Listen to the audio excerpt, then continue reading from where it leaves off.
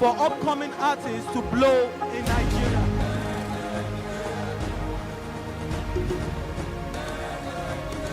Welcome to Plus Trending. I am Buki November, your host, saying thank you for joining us on today's episode. Welcome back. It's tea time on Plus TV Africa. Practice makes perfect. I'm not perfect yet, but I'm a lot better than I used to be. He's a king. He's entitled to marry 100 if he wants to.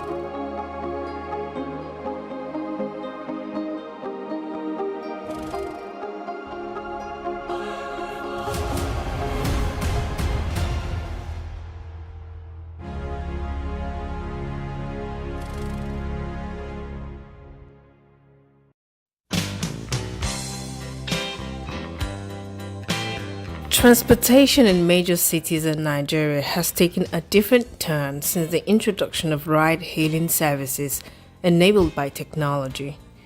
It has provided employment for many and made transportation easier and relatively cheaper. However, because of its peculiarity, the dynamic between drivers and passengers comes with its own conflicts. Drivers and passengers often complain about their interactions with one another.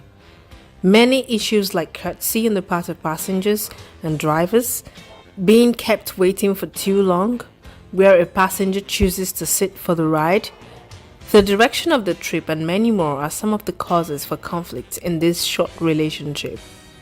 Lawo, a hail ride driver, shares some of his experiences. At times, some of them will set location.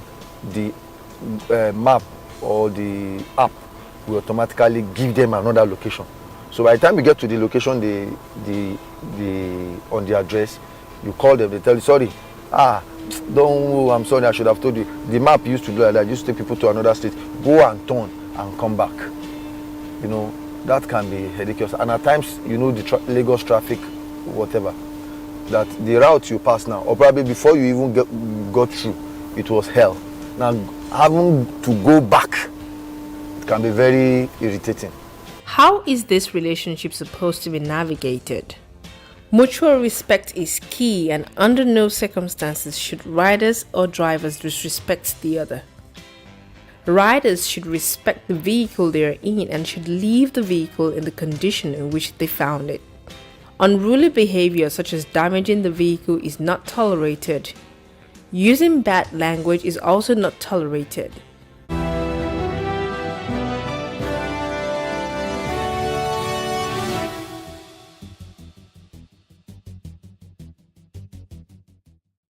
Welcome back. To be honest with you, I've been in broadcasting for a number of years. It's been a while I've seen a scammer or hijacker trying to wrestle the system from the engineers. But we're back. Kabil, are you there? I'm here. Kabil, we are in a situation now in Kano that is a bit tense, and we really want all residents of Kano to be a bit sober, careful, and know that violence ultimately could be very costly. How would you respond to that? You're very right to say that the situation in Kano is tense, but I would have wanted you to say what caused the situation. And I know you know the answer. Everybody knows the answer. You see, justice must not only be done, but it must also be seen to be done. And in a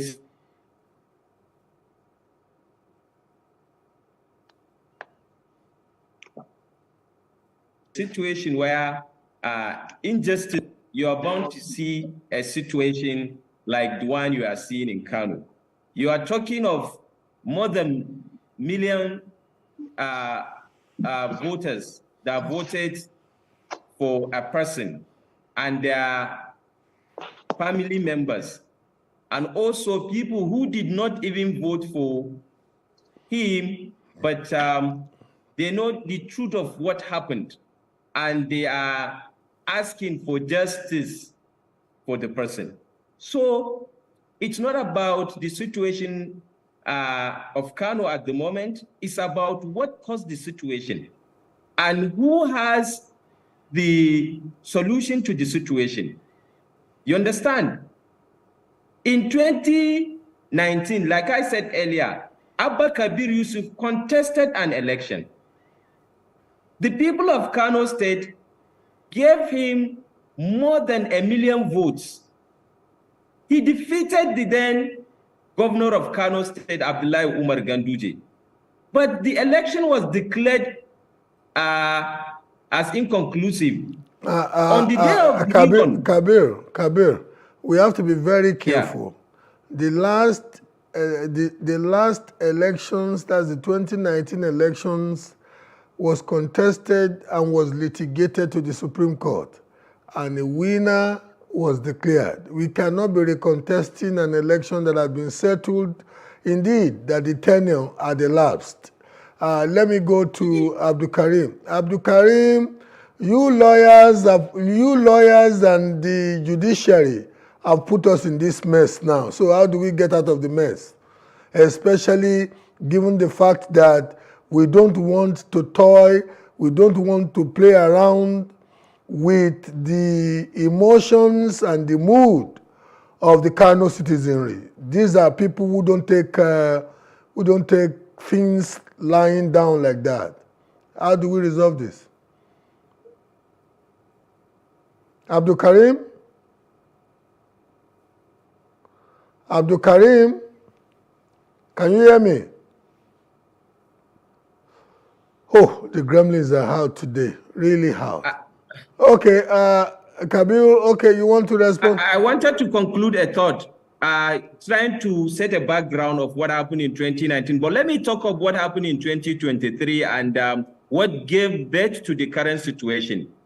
The man won his election, you know, and the defeated candidate, the candidate of the APC, came out to congratulate him and said he is not going to contest that victory.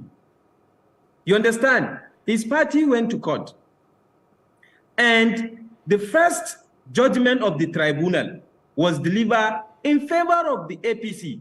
But for the people of the states, that judgment has a sentiment in it, because in the judgment, the name of the candidate of APC, Nasir Yusuf Gawuna, was mentioned as the petitioner in that case, and he was not a petitioner. Abba Kabir Yusuf and his party filed an appeal to the Court of Appeal. At the Court of Appeal, you understand, the judgment was delivered also in favor of the APC.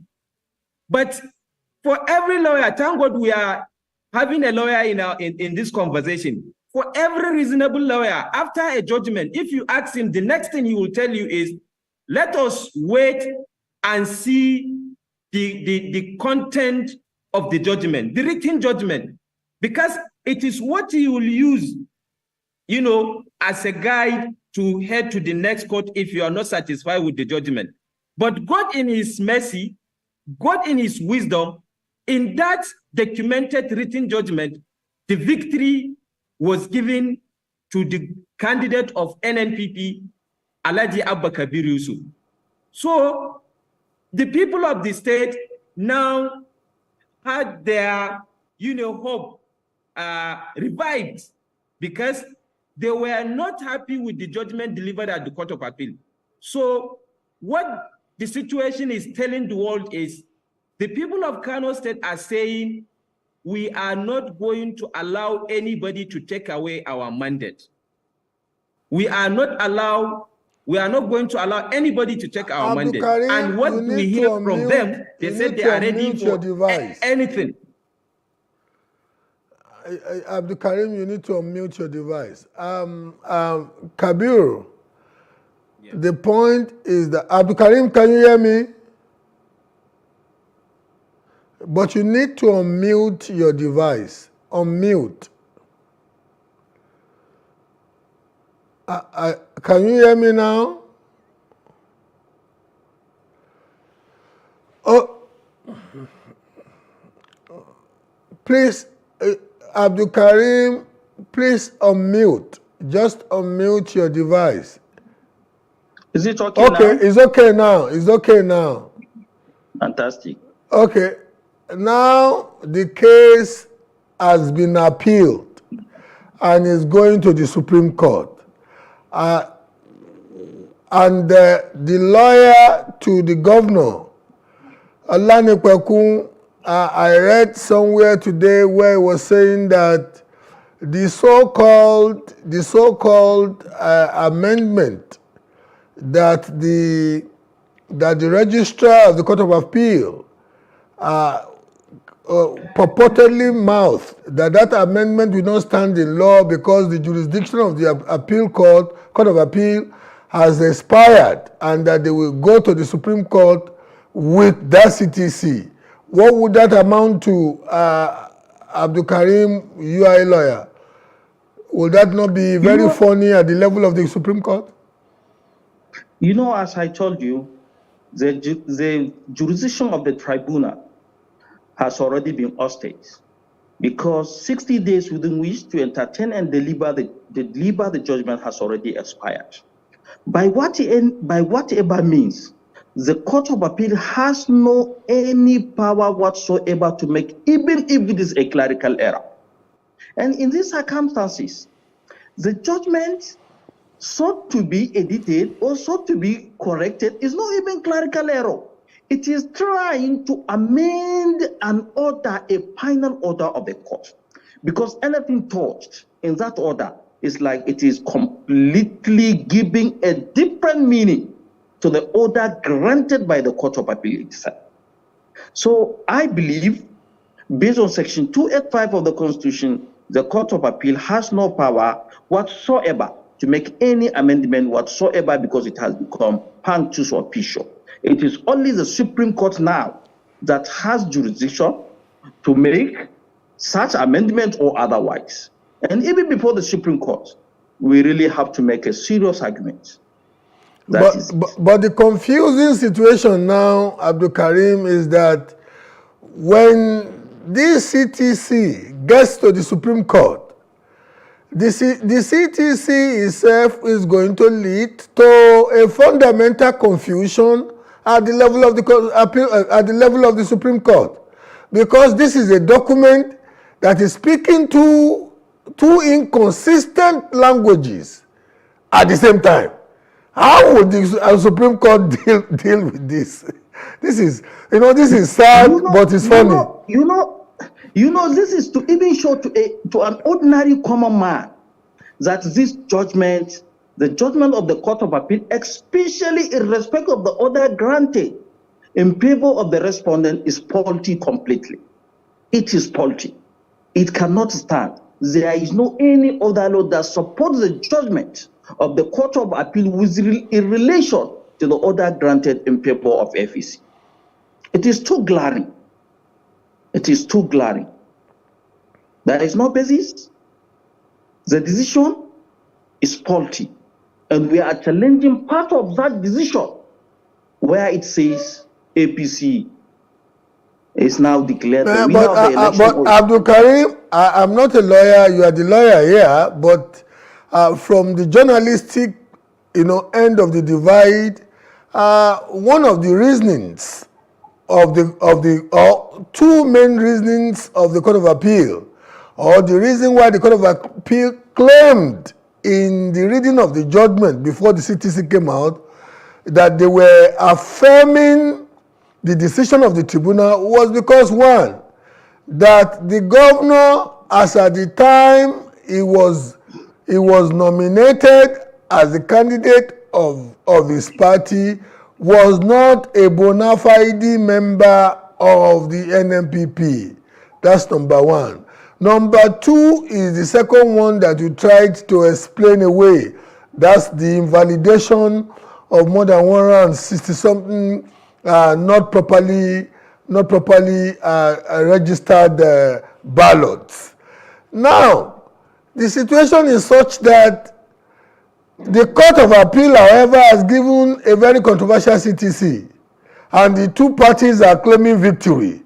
When they get to the Supreme Court now, how would the Supreme Court handle this? You are a lawyer, help us. Well, you know, we already have grounds of appeal. You understand?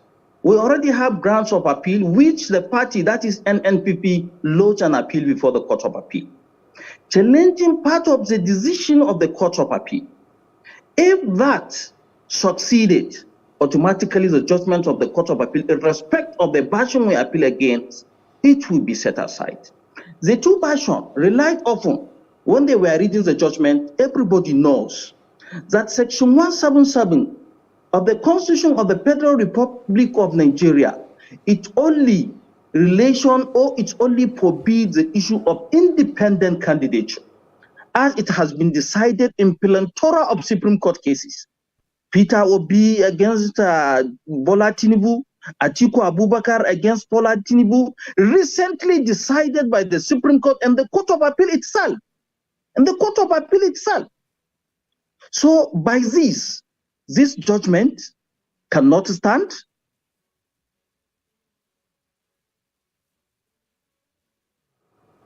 Hello, barrister.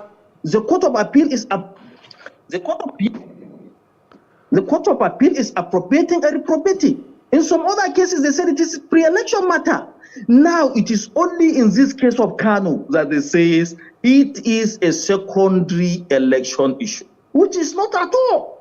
It is not at all. Then the invalidation of those invalid votes, they relied on Section 71 of the Electoral Act. That section talks about the statement of result, not ballot papers. Not ballot papers. The relevant section under Electoral Act is Section 63, sub 2. Okay, Abdul Karim, I know you are a lawyer. You can go on and on this, but unfortunately, hello, Abdul Karim. We really have to wrap it up at this juncture. I am very, very grateful for the two of you, Abdul Karim and Kabir. You have been wonderful, wonderful contributors. One just prays that Allah subhanahu wa ta'ala will let the peace hold in Kano, that we will not have incidents of violence, lives will not be lost, and the peace of Kano will be the peace of Nigeria. Thank you very much. Thank you, gentlemen. Thank you very much. We really appreciate you. Today's throwback. Oja Akpomu, the 400 years plus Yoruba market, which is a totemic cultural icon.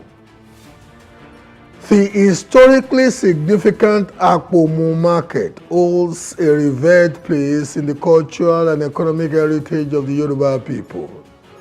Situated in present-day Osun State, southwest Nigeria, this thriving market has been a vital center for trade and commerce for more than 4 centuries, facilitating the exchange of goods, ideas, and cultural traditions within the expansive Yoruba civilization, which sprawls over parts of today's Nigeria, Benin Republic, Togo, and Ghana.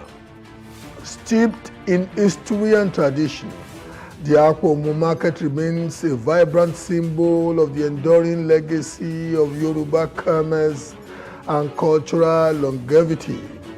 The roots of the Akpomu market can be traced back to ancient times, when it emerged as a pivotal meeting point for traders from diverse Yoruba communities and beyond. As one of the oldest markets in the sub-region, Akpomu became a crucial hub for the trade of agricultural produce, textiles, livestock, crafts, and sadly so, slaves at some point by Yoruba traders, before the legendary Alaafin Abiodun decreed that no bona fide Yoruba soul must be sold to slavery anymore. Folklore has it that it was the defense of the anti-slavery edict of Alaafin Abiodun by the warrior clan Owus, which got the slave trading profiting Ijebus and the Oyo despising Ifes to conspire and wage war against Orile Owu, the aboriginal homestead of the Owus, and led to their eventual dispersal across Yoruba land, with most Yoruba settlements having little Owu enclaves and the sizable rump in Abeokuta after an initial pre-formation of Ibadan habitation of that geographical space. Beyond its economic importance, the Akpomu market has played a pivotal role in preserving and sharing Yoruba cultural traditions.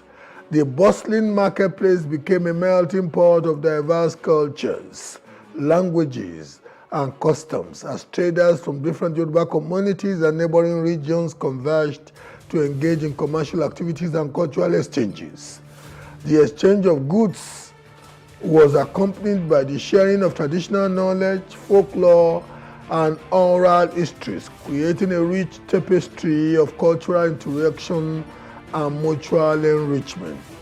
In addition to its economic and cultural significance, the Akpomu market also functioned as a vital social and political arena within Yoruba society, serving as a focal point for community interaction. The market was a space where people from different walks of life could come together, engage in lively discussions, and form social connections. It also served as a platform for the dissemination of news, information, and edicts from rulers, thus becoming an integral part of the social and political fabric of Yoruba communities. Moreover, the Akpomu market continues to stand as a living tribute to the resilience and adaptability of Yoruba economic and cultural practices, despite the challenges posed by changing times and modernization. The market remains a dynamic center of trade and cultural exchange, embodying the enduring spirit of the Yoruba people's economic and cultural tradition. Iloya Onibode Akpomu, as they usually say in Yoruba, about time I left. I am Bola Oba. Have a good day.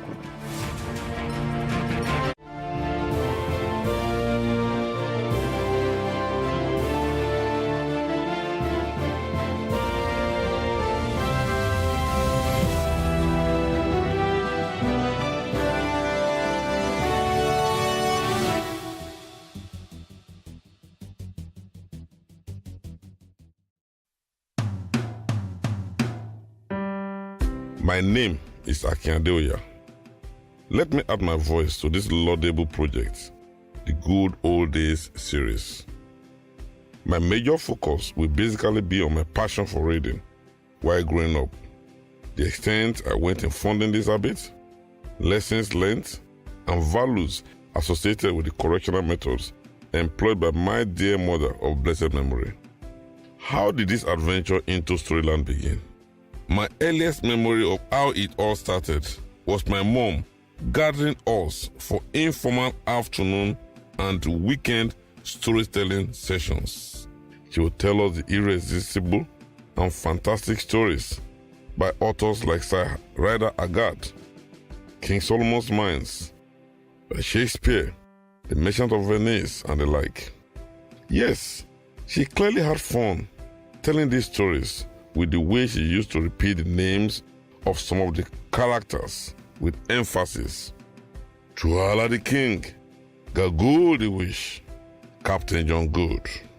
Firstly, let me share what I call my cartoon room experience and how it shaped my views in my growing up years. Though of Ifaki Kiti origin, I grew up in Sapele and Lagos.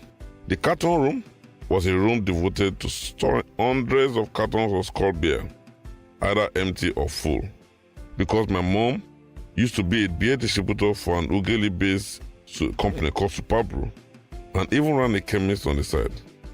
At the same time, she was a nurse, a midwife with Sapele Health Center. The carton room was my secret hiding place. I loved to go there and do things privately. At just about 12, I already had a whole need for privacy. You see, the many cartons provided a million hiding places for my secret things. Not all the things I did there was bad. That was the room, sitting among the scattered cartons and bottles, where my innocence was shattered, reading hundreds of pulp fiction novels and plays. In that private world, nothing outside mattered. All I wanted to do was get up and run to the neighborhood bookshop to get the next James Alley Chase or some Pacesetter paperback. In my mind, I had an easy familiarity with America, England, Vietnam, Russia, and many of the great cities of the world. Even though I had never been there, I was a citizen of the world by virtue of my readings. My eventual adventure into African stories gave me a powerful sense of identity. From Chinua Achebe's Arrow of God to Ngugi wa Thiong'o's The River Between, Grain of Wheat, Kamala Laye's Weep Not Child, to Aiki Uyama's The Beautiful Ones Are Not Yet Born. It was a wildfire of politics, mystery, romance, war, and peace, all in the mix. Mine was the story of a young man in formation. Let me quickly reveal that I also love to steal into Olympia Cinema, which used to be very famous in Sapele at the time. It was at the very end of Okpe Road, the most commercial road in Sapele, to watch Indian movies and other popular American movies. I also had a once-in-a-lifetime experience of watching the epic by Hubert Ogunde titled Jayesimi. This was in the early 80s. How does the 12-year-old finance this rich taste in books, music, and culture? I started by helping myself to leftover coins on the table, by the bedside, in the pockets. I became bolder in my desperation to finance my addiction. I would pop into Dad's room and rummage through his jacket. Sometimes I would watch Mommy's use milk tin, where she used to keep money from sales. Many times I was caught in the act, and then my parents, both of them, would unleash hell. I would get an insane flogging with the used fan belt of my father's car. It was terrible. But my mother could see that the beatings were not working, that the stone in my heart was gradually becoming a diamond, and that if nothing was done, this boy could go over the edge. One day she caught me red-handed, then walked into the carton room, looked straight into my eyes and asked, "My son, Aki, should I kneel down for you?" This struck me as very odd and I stiffened. I could see the tears well up in her eyes and almost broke my heart in two. How can I cause her so much pain? This woman that I love so much. It was this time a different kind of fear, born of love and admiration. She continued, "Don't you know it is very wrong to steal? That's why I want to kneel down to beg you to stop. It will destroy your life if you don't stop. Pause and touch me. That's why I want to kneel and beg you to stop. Let me kneel." I was alarmed that she would do it. It suddenly occurred to me that this wasn't a game between me and my parents, that there was something much bigger at stake.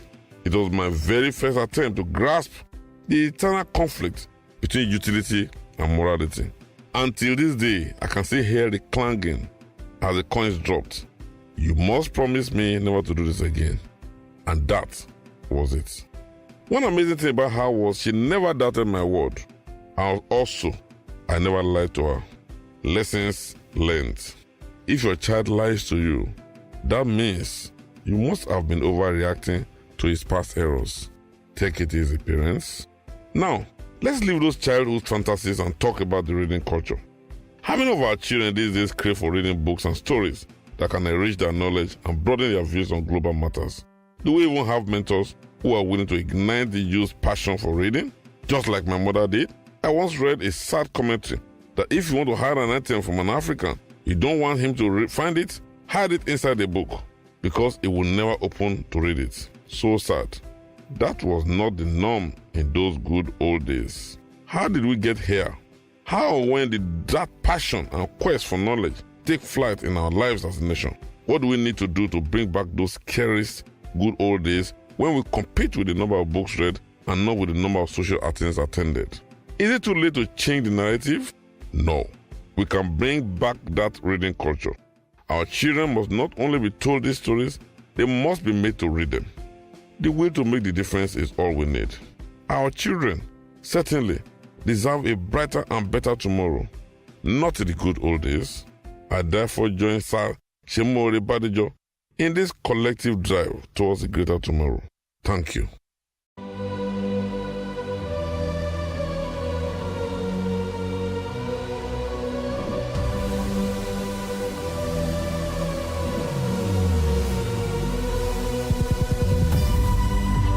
we do not understand, we will stigmatize. What you can see is the remaining of the tanker that exploded. The suspect equally confessed.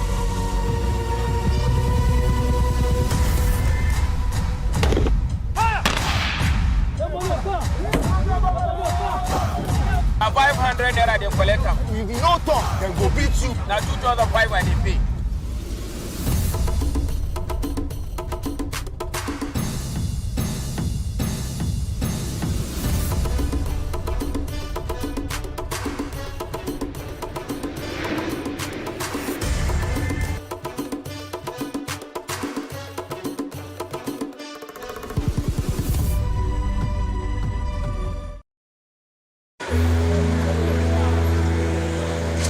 Who has the right of way? Nigerian roads come with a lot of chaos. The chaos is caused by a combination of drivers, motorcycle and tricycle riders, pedestrians, and sellers who all claim the right of way. The chain of right of way holders in Nigeria is hierarchical, and car and motor drivers are at the top of the chain with pedestrians at the bottom. Car or motor drivers believe that they always have the right of way regardless, and motorcycle and tricycle riders don't even have any regard for who has the right of way. For fear of accidents and their lives, pedestrians have learned to cower. When a collision occurs, the question of who has the right of way is on the lip of all concerned as they try to figure out who is guilty. The law doesn't grant anyone the right of way, but you yield it to other road users under these circumstances.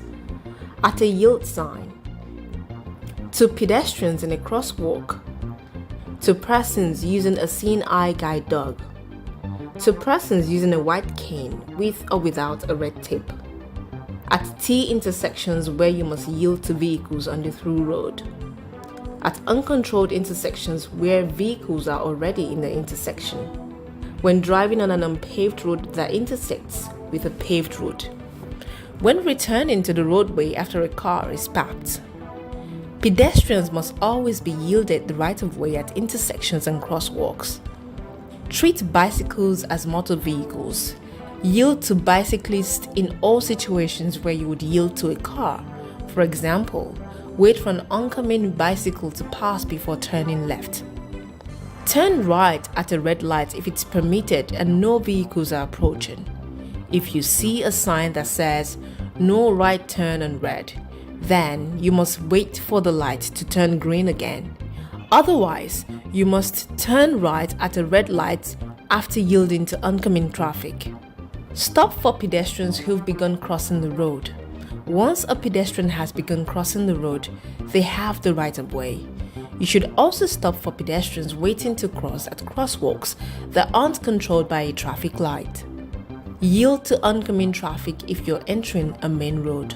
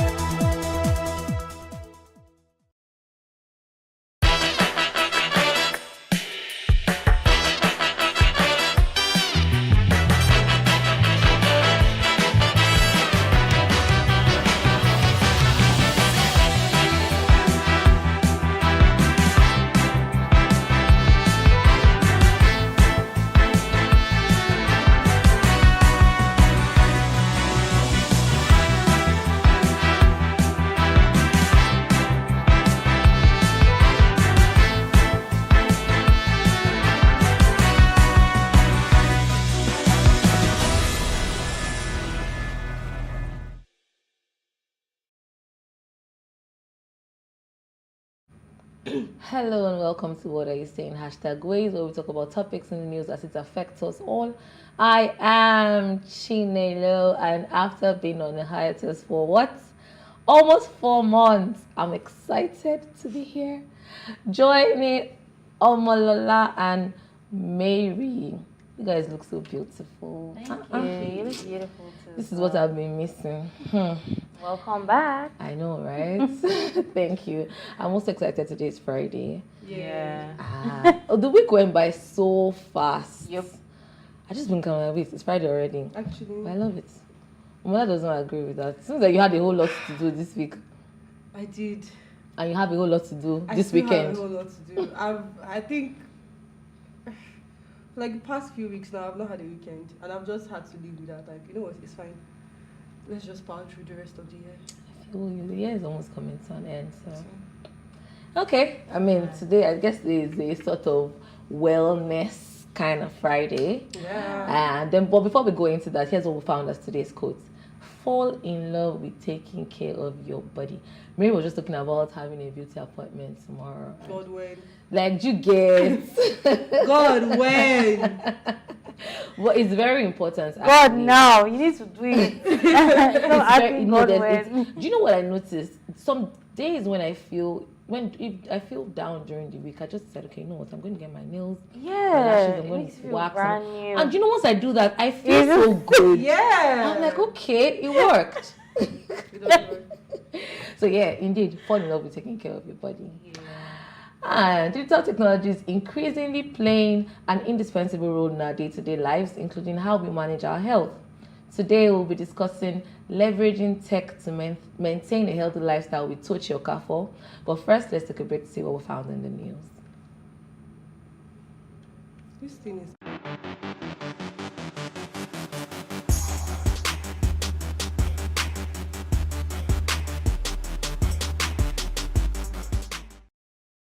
You are still watching Ways. Maize Day is celebrated every year to mark the special role that maize has played in the food history. Maize, which the Europeans came to call corn, has an ancient and interesting history and plays central roles in many native myths and legends. Maize is a versatile crop that serves as a staple food for millions of people around the globe and also plays a crucial role in animal feed and industrial applications. For the life of me, I don't understand how people enjoy eating roasted corn. Well, you I like don't both get corns? it. Yeah, sweet corn. If it's sweet corn. I don't know which one is sweet. No, there's that one they sell now. That, you know, when you go out and you have that corn on the cob, you know, it tastes different from the maize that we buy on the roadside. Oh yeah, that's It's true. different. I always Yes. wondered. Okay, I always wondered I've had the sweet corn before. That sweet corn, I prefer that the one. one they serve at parties. with the- Exactly. So I Yeah. found these people that sell like vegetables online, right? So they sell bell peppers and things like that. So they sell the sweet corn in bags, kilograms. Yeah. So I just buy, if I feel like it's, I just buy that one and boil it. But that roasted corn, I feel it gives me cough. It makes my throat itchy. It's But stressful. do you think it's different? Do you think they make it or grow it differently? Oh, definitely they do. I think it's even a different, in our culture, it's a different species, yes. It's not the same as the one. But people would say that it usually has a lot of fertilizer, it's imported, it's, So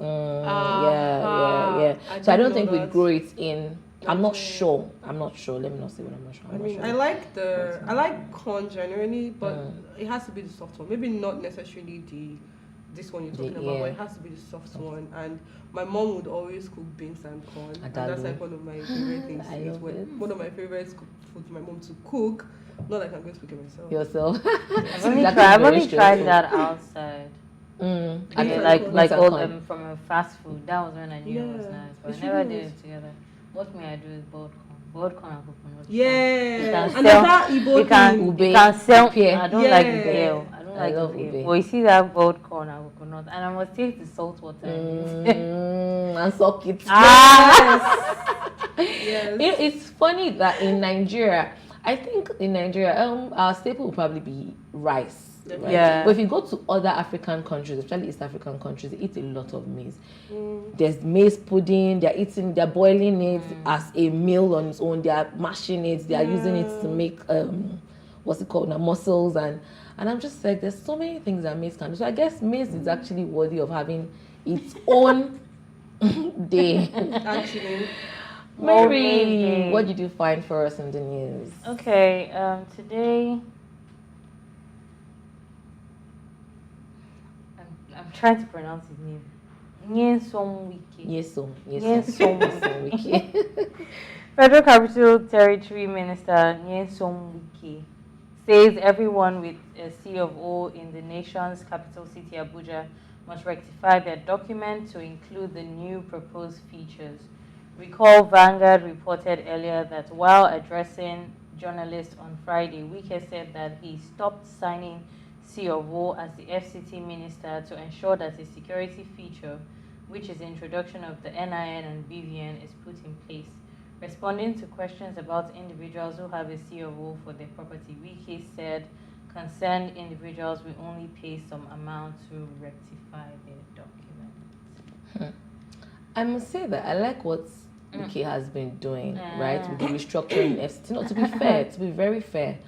I mean, we know him to be the action man. He's the talk and do. If he says he'll do something, he will do it. And he's doing that whole. Did you see what he did in Rivers while he was the governor? He transformed that state. And the truth is, there was beginning to be a lot of chaos. See what's happening. What has happened in Lekki Phase 1? That was going to start happening in Abuja as well. All that clustered property, and then people building houses where they shouldn't be building, and all of those things. And he came in as the FCT minister and saw that and decided to, you know what? First of all, we'll start. Although maybe the approach he used could have been a little more subtle. His approach is and that's how he knows how to do it now. But then he gets the work done, Abi.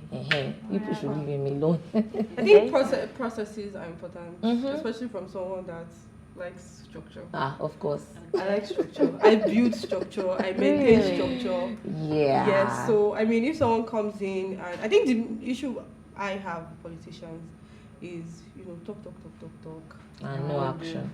Do, and it's not just do, but like make sure that it's sustained. Because if you build something and you put processes in place, even when you leave, you just bring it and you plug into it. So, and I think no matter how much money you want to steal, quote and unquote, or no matter how much you don't want to do, just put processes in place such that when you leave, it will continue and it will benefit people. So let's see how it goes. Okay, Omola, what did you find for us? My story is about Squid Game. Yes. So my story goes. I can't find my story. Wow. Anyway, okay, I can find it now. So apparently, the players of the Squid Game that they want compensation over injuries. So apparently, some of the players said they suffered injuries such as hypothermia and nerve damage, and they. Is it online? Well, I'm not even sure, to be honest. When Mila yesterday, I was like, okay, this is interesting. Wait, is it not Squid Game the movie? Yes. Yes, there's a game now. Yes. Oh, there's a Squid Game now. Yes. Yeah. I mean, I haven't seen it, but the moment I saw this, I was like, It's on Netflix. Okay. I saw the notification on Netflix. I just thought, I was like, why people bringing Squid Game again? Oh, I thought it was the old Squid Game. No, They're trying to get I us to don't know. rewatch But I it think or it's supposed to something. be like interactive. So probably they're saying it's addictive. So is it So showing maybe- on So Netflix apparently- as a reality show or something? I'm not sure. It's as a But game. apparently there's like a game. It's called the green light, red light game. And then it sees players, they run on a line about 13 to 7 feet, and then it all sings. Like the same way it happens in the movie. So, I mean, hopefully they're not shooting them. Have you watched it? Because that would be really awkward. Like, what? Imagine if you're doing something like Squid Game Nigeria. Would you go? Would you, like, if you were going to win like a ridiculous amount of What money? are you looking for? I'm just curious. I mean, times are hard. Things are going on. People were in that film. Like, people were in debt, and I'm just And they curious. were killing Do them. you think if they bring Squid Game to Nigeria, like the real life killing people? Nobody's No, Nigerians are Nigerians. Have you met Nigerians? They will go. Are you sure? Oh, forget about it. Anyway, they gonna go. Okay. I wish my story was as exciting. I don't even know the adjective to use to qualify, but it's a very, very sad one. And I wish we had the video too. I don't know if we have the video to put up. So there was this, I think it's a show that they do on TV. Okay, so if we have the video, let's just play the video before I say anything. Sorrow. I didn't imagine. ọmọ bonio. Ọmọ Ayékalẹ̀. Ayékalẹ̀, bàbá rẹ̀ ńkọ́? Bàbá mi ti kú. Ìyá rẹ̀ ńkọ́? Ìyá mi ti kú. Ọ̀dọ̀ ta ló ń gbé? Ọ̀dọ̀ grandma daddy. Ọ̀dọ̀ grandma daddy ẹ? Bẹ́ẹ̀. Grandma daddy ẹ ńkọ́ báyìí? Àwọn ń bẹ l'Ayékalẹ̀. Ìjọ́ wo ló ti jáde nílé? Ó ti pẹ́. Ó ti tọ́dún mélòó? Ọmọdún rẹ̀. Ọmọdún mélòó ni ọ́? Ọmọdún rẹ̀. Ǹjẹ́ kan tó ọmọ ń pa rẹ̀ òjò kọ rẹ̀ nìkan lọ. Nígbà tó jáde nílé ń bolo ń gbé ń bolo lọ. Ìlú àbí kankan. Ọjà àbá náà mọ̀. Kí ló wá ń ṣe lọ́jà àbá? Ọ̀sẹ̀ ìgbà tí wọ́n ń ṣe mi. Kí ló wá ń jẹ? Wọ́n ń tọrọ owó. Ọ̀ ń tọrọ owó? Bẹ́ẹ̀. Oyún oṣù mélòó ló wà nínú rẹ̀? Ìmọ̀ oṣù rẹ̀. Ọmọ oṣù rẹ̀? Ta ló lóyún inú ẹ̀? Súnmọ́ kìíní nǹkan sọ̀rọ̀. Àwọn ọmọ Jaba ló ní. Àwọn ọmọ Jaba náà ni? Bẹ́ẹ̀. Gbogbo àwọn ọmọ Jaba. Gbogbo ẹ̀yin ọmọ Jaba ẹ wò.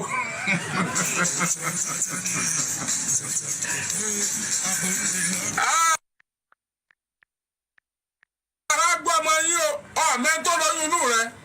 Àwọn mélòó ni? Ọmọ iye wọn. Wọ́n tó mélòó? Ṣé èèyàn kan ni? Ṣé èèyàn méjì ni? Ṣé èèyàn mẹ́ta ni? Very, very, very sad one. So, I mean, I know they were speaking Yoruba. So, let me just summarize. The girl is a little girl. I doubt that girl is up to 15. So, she left home. She's an orphan. Her parents are late. And then she went to live with, I think, her dad's mom or something, her grandma.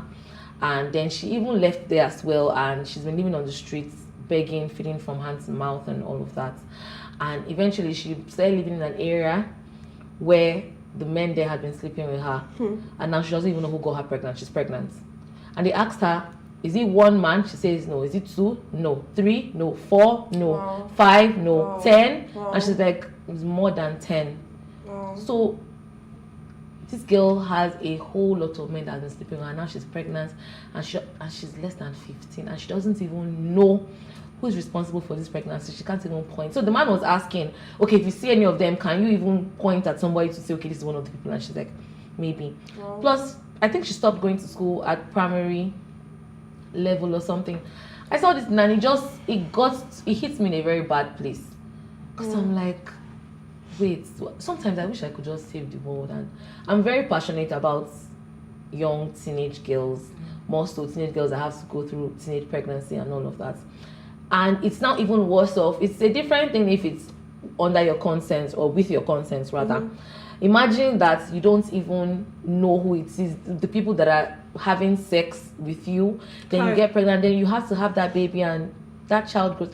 It's just it's a whole lot. And I don't know why they were laughing in that video. I didn't find it funny. It wasn't funny at all. I don't know why they were laughing, but I think that's like a radio station that does this thing where they call people that have had issues and then they try to help them resolve it and all of that. And I really hope that for the love of God, that girl's situation, I mean, there's not a lot that can be done, but she's going to need a whole lot of therapy. Because she's going to have a lot of PTSD and it is well. It is well. I mean, I think it's just the age that is very, very sad. Yes. I'd be shocked that there are so many people that have similar experiences. So I guess you just have to pay attention to these things. Actually, and know how we can help. Around you, if you notice a young child, it could even be a boy. It doesn't have to be a girl child. Any child, boy or girl, as far as that person is underage, that you see the person roaming around your area a lot. I mean, I know that these days people are very wary of doing good because at the end of the day, it comes back to bite you. But that's why you have NGOs and initiatives. Take them somewhere. You don't have to be the one housing them. Take them somewhere. There's a lot of people that are doing charity work now. Please endeavor to. This is how we lend a hand in society. Very important. Definitely. And God bless the person that brought this thing to this person's situation to light as well. Let's just hope they actually do something about it and help her. Okay, so that we don't get too emotional. Today we're going to be discussing we're mixing wellness and tech somehow today, and I'm very excited because we have an experienced, a familiar person actually. She's familiar to the Ways family. She'll be joining us tonight to also let us understand how we can leverage technology. But before that, Omolola, what do you think? I know that you are a techie person. Am I? Yes, you are. Okay. Technology and fitness. Just very, very, very brief. Well, I would like to take it from a perspective of maybe not so much physical fitness, more like mental wellness. Right. So, and I'm saying that because I won't lie that I'm using tech for my physical. No, I'm not been tracking it. I just try my best and try to stay alive. But in terms of mental wellness, I mean, I won't lie, technology has really helped in shaping and carving some things. I'm going to take from like the simplest forms. Like I have games on my phone, for instance, that help me like declutter my mind whenever I'm feeling it feels clogged. Because there are times where things get hard. And then of course I have things that I read online or just regular scrolling through your Instagram at the end of a long day, you're sending memes to your friends or you're watching memes. That really helps my own mental health. I'm not going to lie. I never understand when people say, oh, I deleted my Instagram because, oh, I need a break. Why? Or you're going off. So, like, that is the break. What are you talking about? That's what I was saying. I know that you definitely have a lot to say. Maybe before I come to you, I mean, I think we should actually go on a break. And then when we come back, we'll be discussing our topic for tonight.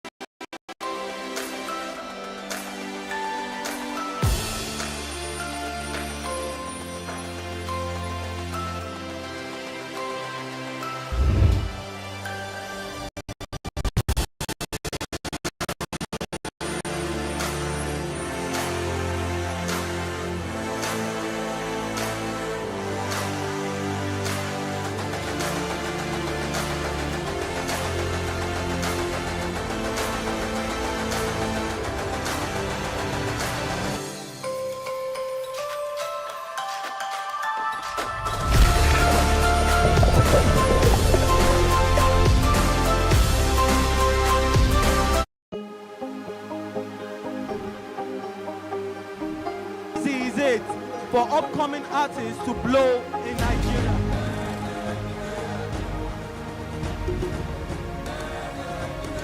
Welcome to Plus Trending. I am Booking November, your host, saying thank you for joining us on today's episode. Welcome back. It's tea time on Plus TV Africa. Practice makes perfect. I'm not perfect yet, but I'm a lot better than I used to be. He's a king. He's entitled to marry 100 if he wants to.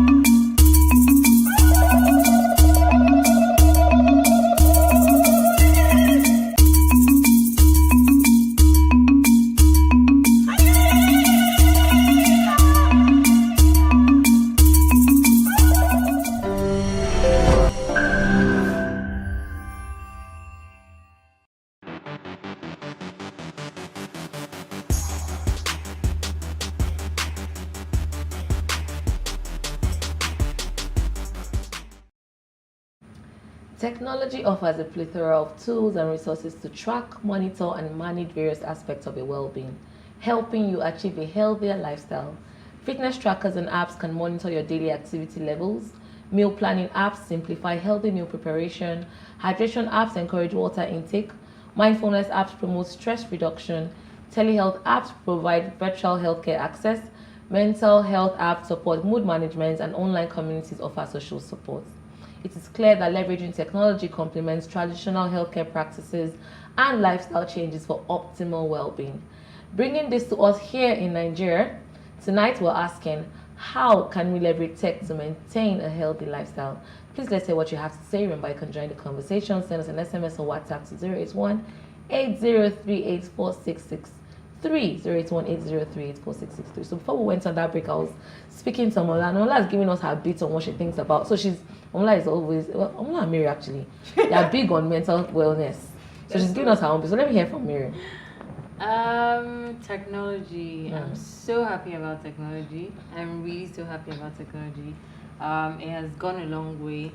The different apps, right now I was thinking on top of my head like the apps I use, and the one that came to my head was the menstrual cycle tracker. Exactly, that's the one I was going to speak about. I thought to myself, I was like, God damn it, you know when they're teaching us this thing in school, it's 8:20 days. I could never have been able to sit down and be calculating it. But I mean, look at me today. All I need to do is just the app is even prompting to say, are you okay? You're not doing anything today.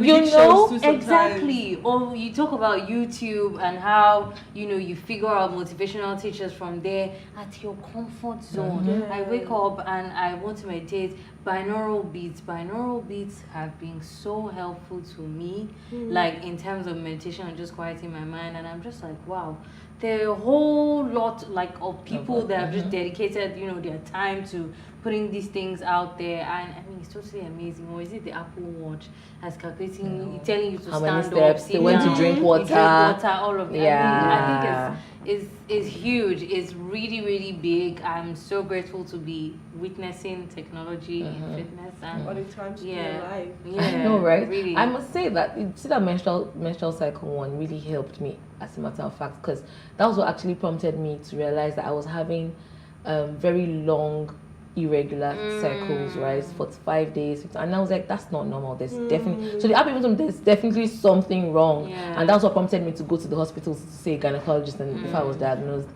So imagine that we didn't know that. I'll probably have just been like, okay, maybe it's just, but yeah. Interesting you said that, because my case reverse is the case, because I had like menstrual issues, and then it was really hard for me to even be able to track or to understand what was going on, and then I realized, well, enough is enough. I can't leave this to myself. So I saw the app, and some of them were asking for money, some of them were saying so it kind of discourages you for a bit. But ever since, that's 2 years ago, ever since I've been using the app, I don't even stress. Sometimes I don't even remember my period, but it's like the moment I check the app, that's when I'm like, oh, it's supposed to be tomorrow. I check. But yeah, it's been really, really helpful. Really been helpful. And yeah, of course, thankfully, we have an expert in the house tonight, and she's going to be discussing how she'll be telling us more. We've just given you top of the she's going to go in depth. So Tochi is a lifestyle transformation coach with a mission to make fitness a lifestyle and a part of our culture. She's the founder of the Excited Living Company, a wellness company with a mission to create awareness and education to help individuals live a wholesome experience. The Excited Living Company teaches a 7-dimension to wellness approach. Tochi has worked with several women to transform their physical and mental well-being through her life coaching and fitness accountability programs. Tochi is a passionate writer, and she runs a column for the Vanguard newspaper. And here, the beautiful, delectable Tochi Okafor. Hi, Tochi. Hi. It's always nice to be here with you ladies. Always nice. I now feel like a member of the family. Thank you for joining us. So let's get right into it. So we're discussing how we can leverage tech to maintain a healthy lifestyle. Yes. So let me start. What are your thoughts on tech and living a healthy lifestyle? Tech is here to save your life. When it comes to healthy living, I'll share from my personal experience. In 2018, I moved from a part of Lagos to another part of Lagos. And the first thing, this new part was Lekki Phase 1. and I had to use the Lekki Ekpe Expressway to get to the gym. Where I was coming from, the gym was like 5 minutes away. So I thought to myself, I'm just relocating, I'm just moving houses. I don't need that stress. That moment was when I realized the power of tech to stay fit. That whole year, I did not go to a gym. I used the apps, and then it was a time for when Sean, I don't know if you know Sean T, and I used Insanity. For one whole year, I was at home working out. So the tech would help you with motivation, also will help you with structure, and definitely education. I'm a big fan when it comes to healthy lifestyle and tech. Big fan. Absolutely, very interesting. Omola, do you have any questions? Yes, I do. So my immediate question is, I was reading earlier that the internet penetration in Nigeria is about 55.4%. Oh, wow. So that means there are about 45% of people that are without not access to the internet. Let's not even start with people that don't even have a clue what healthy living is. So when but then it doesn't mean they do not need that information. Right. They do not need to have healthy living, because you find out that most people that don't have access to these things, when they start to get to a certain age, their body starts to dilapidate, and before you know it, someone who isn't so old is looking so old. Right. Someone passes on and you're not even sure. You're like, why? It's too early. And it's not because maybe they're not good people or they're not trying to eat well, but it's just because there's certain habits that probably they should have had, and there's certain tools that they could have used that they did not use. So in terms of bringing this granular and down to like the layman, for instance, I saw Mike Epan the other day. He was on his phone and he was just swiping WhatsApp, watching people's status. I say, Who's that? Mike Epan. Right, okay. I say, wow, okay. So the phones are there. People are getting phones. Right. The internet is going, like, it's spreading more. So as it's coming, the first thing that will come to the mind of a layman, for instance, is not, let me go and download this period app. But I don't even think it's the case for a layman. I think it's the case for those that are not aware of it, which is why a big part of my work is education. When in 2021, I started an accountability group on WhatsApp. And the whole point was to help women exercise more frequently 4 times a week. I had people from the US, UK sign up to that program. And the reason why they signed up, I explained in my my copy that one thing that many people don't do with their workout is have a structure. So my job was to use certain apps to give them structure. So even those people, they've had phones for a long time, but they were not aware of the apps I introduced them to. So it's one thing to have a phone, but I think the biggest thing is, as my work is to educate people on what this phone can do for your lifestyle. So many people have the phone, but are they really using it? Do you understand? So yes, we have, at these numbers you just mentioned now, I didn't know how much more ground we still have to cover. But that's not for us, that's for those that are in the tech spaces. But yeah, so education is the heart of well-being. That's what I do most, is education. It's not just having the phone. But then how do you take it to those people? How is it a different approach? It has to be a different approach. It has to be having simple conversations. First, they have to understand the need. Many people don't understand the need for certain things. That's why you don't do them. So at that level, there has to be the need being explained, why you have to exercise, why you have to eat a certain way, why you should eat more protein, less carbohydrates, and then stir up the interest and the willpower to then apply the principles. Okay. Interesting. Okay, Mary, going. I don't even know if it's a question, or I would just like to hear what your thoughts are. These days, there's a lot of weight technology that has helped in terms of weight loss. So we have there's the Ozempic, there's the gastric sleeve. I don't know. Is it a question now? No, go ahead. Yeah, I'd just like to hear, like, what are your thoughts on that? Because that industry as well is also moving rapidly. Yes. In terms, it also coincides with like beauty as well, which is like the surgeries and BBLs and all of that. Yes. You know, so what's your take in general for that? So with everything around health and well-being, I would always choose a path that doesn't lead, that couldn't cause more complications. So I've heard about the Ozempic, but there's also a lot of conversation around the side effects. So for me, when it comes to BBLs, there are conversations that are personal. You have to decide if that's the path you want to follow. However, I would always recommend not to. We've seen so much on TV about the risk. And honestly, when it comes to weight loss, it's education that is missing. I've lost weight before and I haven't gained it back. It's not a myth. There's a science to weight loss. Some people might have different types of diagnosis though that affects them. You know, I've heard different stories of women that can't lose weight. They've tried different things, so they're going for the gastric sleeve.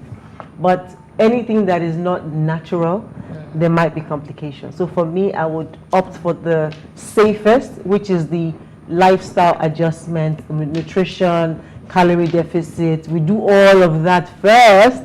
Then if that doesn't work, find out if there's what is really stopping it from working, then decide if there are other paths you want to take. But for BBL, it's not really about weight loss. It's just a curvier. I mean, it's also intertwined. As well, I wanted to say, I lost my train of thought. We'll come back to that. Okay, we'll come back to that. Yeah, I mean, so my question is somewhat aligns with what Mary was trying to ask, because I was going to ask, do you see any potential downsides or challenges when it comes to relying heavily, because from the way we're going, very soon we're getting to that point where we're going to be relying heavily on tech to be able to maintain a healthy lifestyle. So do you see any potential downsides or challenges? I think the potential challenges would be if you're not getting information from reliable sources. Right. That's my concern. So for me, most of my work I get from Harvard Health. I go to credible sources to research and find out the latest ways to help people manage their health. So for me, the risk is just random people coming and making claims that are not backed by science. So my advice to all of us is research. Go to credible sources, schools we've known for many, many years. There's the Harvard, there's the University of Pennsylvania. There are many good sources. Also go look for research papers that have done actual studies on people. Those things will help you, mitigate the claims that are out there, because there are many claims. I agree with you on credible sources, because these days it feels like when I just scroll through social media, somebody says like weight loss coach. Everybody is a weight loss coach, and they're opening WhatsApp accountability groups where people are paying 15,000 naira, and I'm like, wait, what's going on? You are now all of a sudden you are now a coach, but thank God for everyone has an active wear brand. Yeah. But I think I tell people all the time, you are responsible for the information you take on. So when you go on social media or online, there are different people that are making different claims. I as a weight loss consultant, I never talk about losing massive amounts of weight in 1 week or in 1 month, because I understand that it is going to put somebody else under a very restricted diet, and most people that go through that process in less than 6 months, many, not everybody, they bounce back because they do not understand the process which they've engaged. We're just told, cut this out, cut that, cut that. If you starve, you're going to lose weight. It's not hard. But if you don't understand how you got that result, you can't repeat it. So after the coach, you can't maintain. So when the coach leaves you, you are stuck again. You're going back to the same thing. You pay another money again. So I educate on lifestyle change, and also I say think of 1% improvement per day or per week or something. Not a very well rapid, said, actually. Yes. Okay, I have another question, but then let's go on a quick break. When we come back, we'll continue the conversation. Awesome.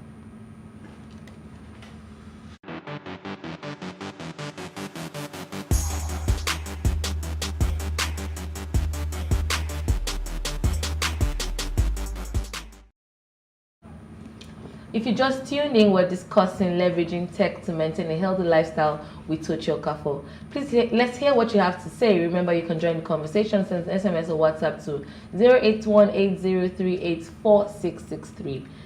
We cannot wait to read from you. So, Tochi, I was also going to ask if there are any recent innovative technologies that you've actually explored and you've used and you can actually attest to say, okay, and then maybe I should call them recommendations. Recommendations. Yeah. Okay. So for people that cannot access a gym, I would recommend that you use the apps to work out at home. But I find that many people struggle with using the apps. Yeah, discipline. The motivation. So you have to really shop around to see what works for you. For things I can recommend, I would recommend resistance bands. I think they're very resistance bands, yeah, because especially for women that are watching, if you're over 30, 35, you must strength train at least 3 times. Wait, is that the one you do your lap? Yes, yes. So you must strength train 3 to 4 times a week. And a lot of people say, I don't have time to go to the gym. Buy the bands, use the bands at home, and you get some support. Well, see, let me tell you something that yes, 30 plus. Yes, I and that's why I went back to the gym. Right, 2 months ago, but it was not working. What is not working? I don't know. So first, I sprained my. I had an injury in my knee from cycling. Okay. And after that healed, I tried to go back to the gym, and I tried. So my coach would always say, "Score," and I just couldn't bear the pain. I could not keep up. Are you sure? So again, something I teach is recovery. If you have any pain, allow it to heal fully. In the time that you are, because also when it comes to structure with exercise, the problem I see is that people hit the same muscles consistently. Yeah. You would break that muscle. So if on Monday you're doing certain muscles, then you can't do it on Tuesday. Or rather, it's best not to do it on Tuesday. So on Tuesday, the muscle rests. And then, innovative tools I would say is have recovery tools at home. There's a massage gun I have. Very good. If you have any muscle tension, you can use that to calm yourself down. Recovery is a big part of fitness that people just overlook. We're thinking of running, we're thinking of jumping, but recovery, your muscles, they think of exercise as breaking. They think of recovering as building. Both are equally important. So, it's interesting you said that. And I wanted to ask a question earlier before a question came in. Right. About, not being able to stay consistent. Right. So for those that already have some level of structure, right, in their workout routine, so be it or you take walks every Saturday morning, or you skip, or you jog, or whatever, what tips do you have on how they can then infuse it? Because now me, for instance, I take the stairs a lot. I try to take the stairs as much as I can. Sometimes the body is willing, but the spirit is like, nah. So what I learned was, when I take the stairs, I noticed there was someone that was also taking the stairs, and she was just crawling like a snail. Right. And she was like, see, just allow me. That's how I'm concerned. I'll get where I'm going to. Me, anything jumping up. I used to be like, we need to get there quick. Early morning ginger. So when I realized that most times when I try to do all those, I'll get tired very quickly. Right. So you have to pace yourself. So one day I didn't want to take the stairs that day. I really did not. And then I realized that if I try slowly, maybe I'll make it. And guess who has been taking the stairs slowly for the past few weeks? So my point now is, I've been doing that, but I've not been doing it with any level of structure. Right. I just know that I need to do some physical activity to stay fit. I'm one of those people that it's really easy for me to gain or lose weight. Right. So I don't really need to, how do I put it now? I don't need to think too much about it. The moment I want to lose weight, I will just put in that intensive period for that period of time. Let me stop you. That's what we want to change. I want to change that I want to lose weight mindset. I want you to think of fitness as a lifestyle. Okay. The reason why you use the stairs is not because you want to lose weight. It's because it's good for your heart health. Yeah. It's going to build strength. But that's it. So let me tell you how it works. You're using the stairs because you want to build strength and because you want to improve your heart health. If you do those things consistently, weight cannot stay. So weight loss being your focus is the problem. Right. Well, weight loss isn't exactly my focus. You just said if you want to lose weight, you want to lose weight. No. Okay. No. I'm just saying, so I mean, that's balance. So I don't think in recent times, because I lost a lot of weight recently, so I just got my weight back. So I like it. Right. I really like it, but I also don't want to now lose myself and say, oh, because it can be really robotic sometimes.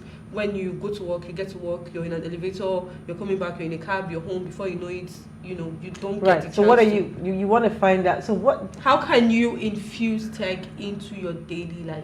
So you are already doing the things that you're supposed to do. You said you use the stairs frequently. So tech, you could have an app where there is a 10 minutes stretch during the day or 5-minute stretch. The Nike app is a fantastic app. And there's loads of workout. Most people actually find the app crazy, which is why I help them to structure it. So, but there are many apps that can help you. Even at your desk, there are some 10-minute stretches you can do. As little as doing something like this, side to side. It helps.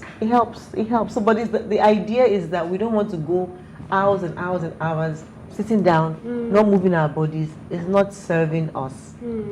And your body will not understand that you are busy. It just responds to what you give it. So, I mean, for me, I just feel like tech, I think one time I checked my app to see how many steps I've taken. Right. And then I was like, this is too much pressure. Because now, I now want to be maintaining that. I'm like, no. But why not? Wait, why not even try out putting yourself under that type? Because it's not bad pressure. Pressure is good for us. What is not good is consistent and overwhelming pressure. But you see, the pressure that we put on ourselves intentionally is good pressure. It helps the brain to even tap into other, yes. So allow yourself, say, for the next 1 week, I would do 7,000 steps. Give yourself that. I'm not saying 7,000, I'm just saying. Not literally. Give yourself a number. That's how you begin to put structure.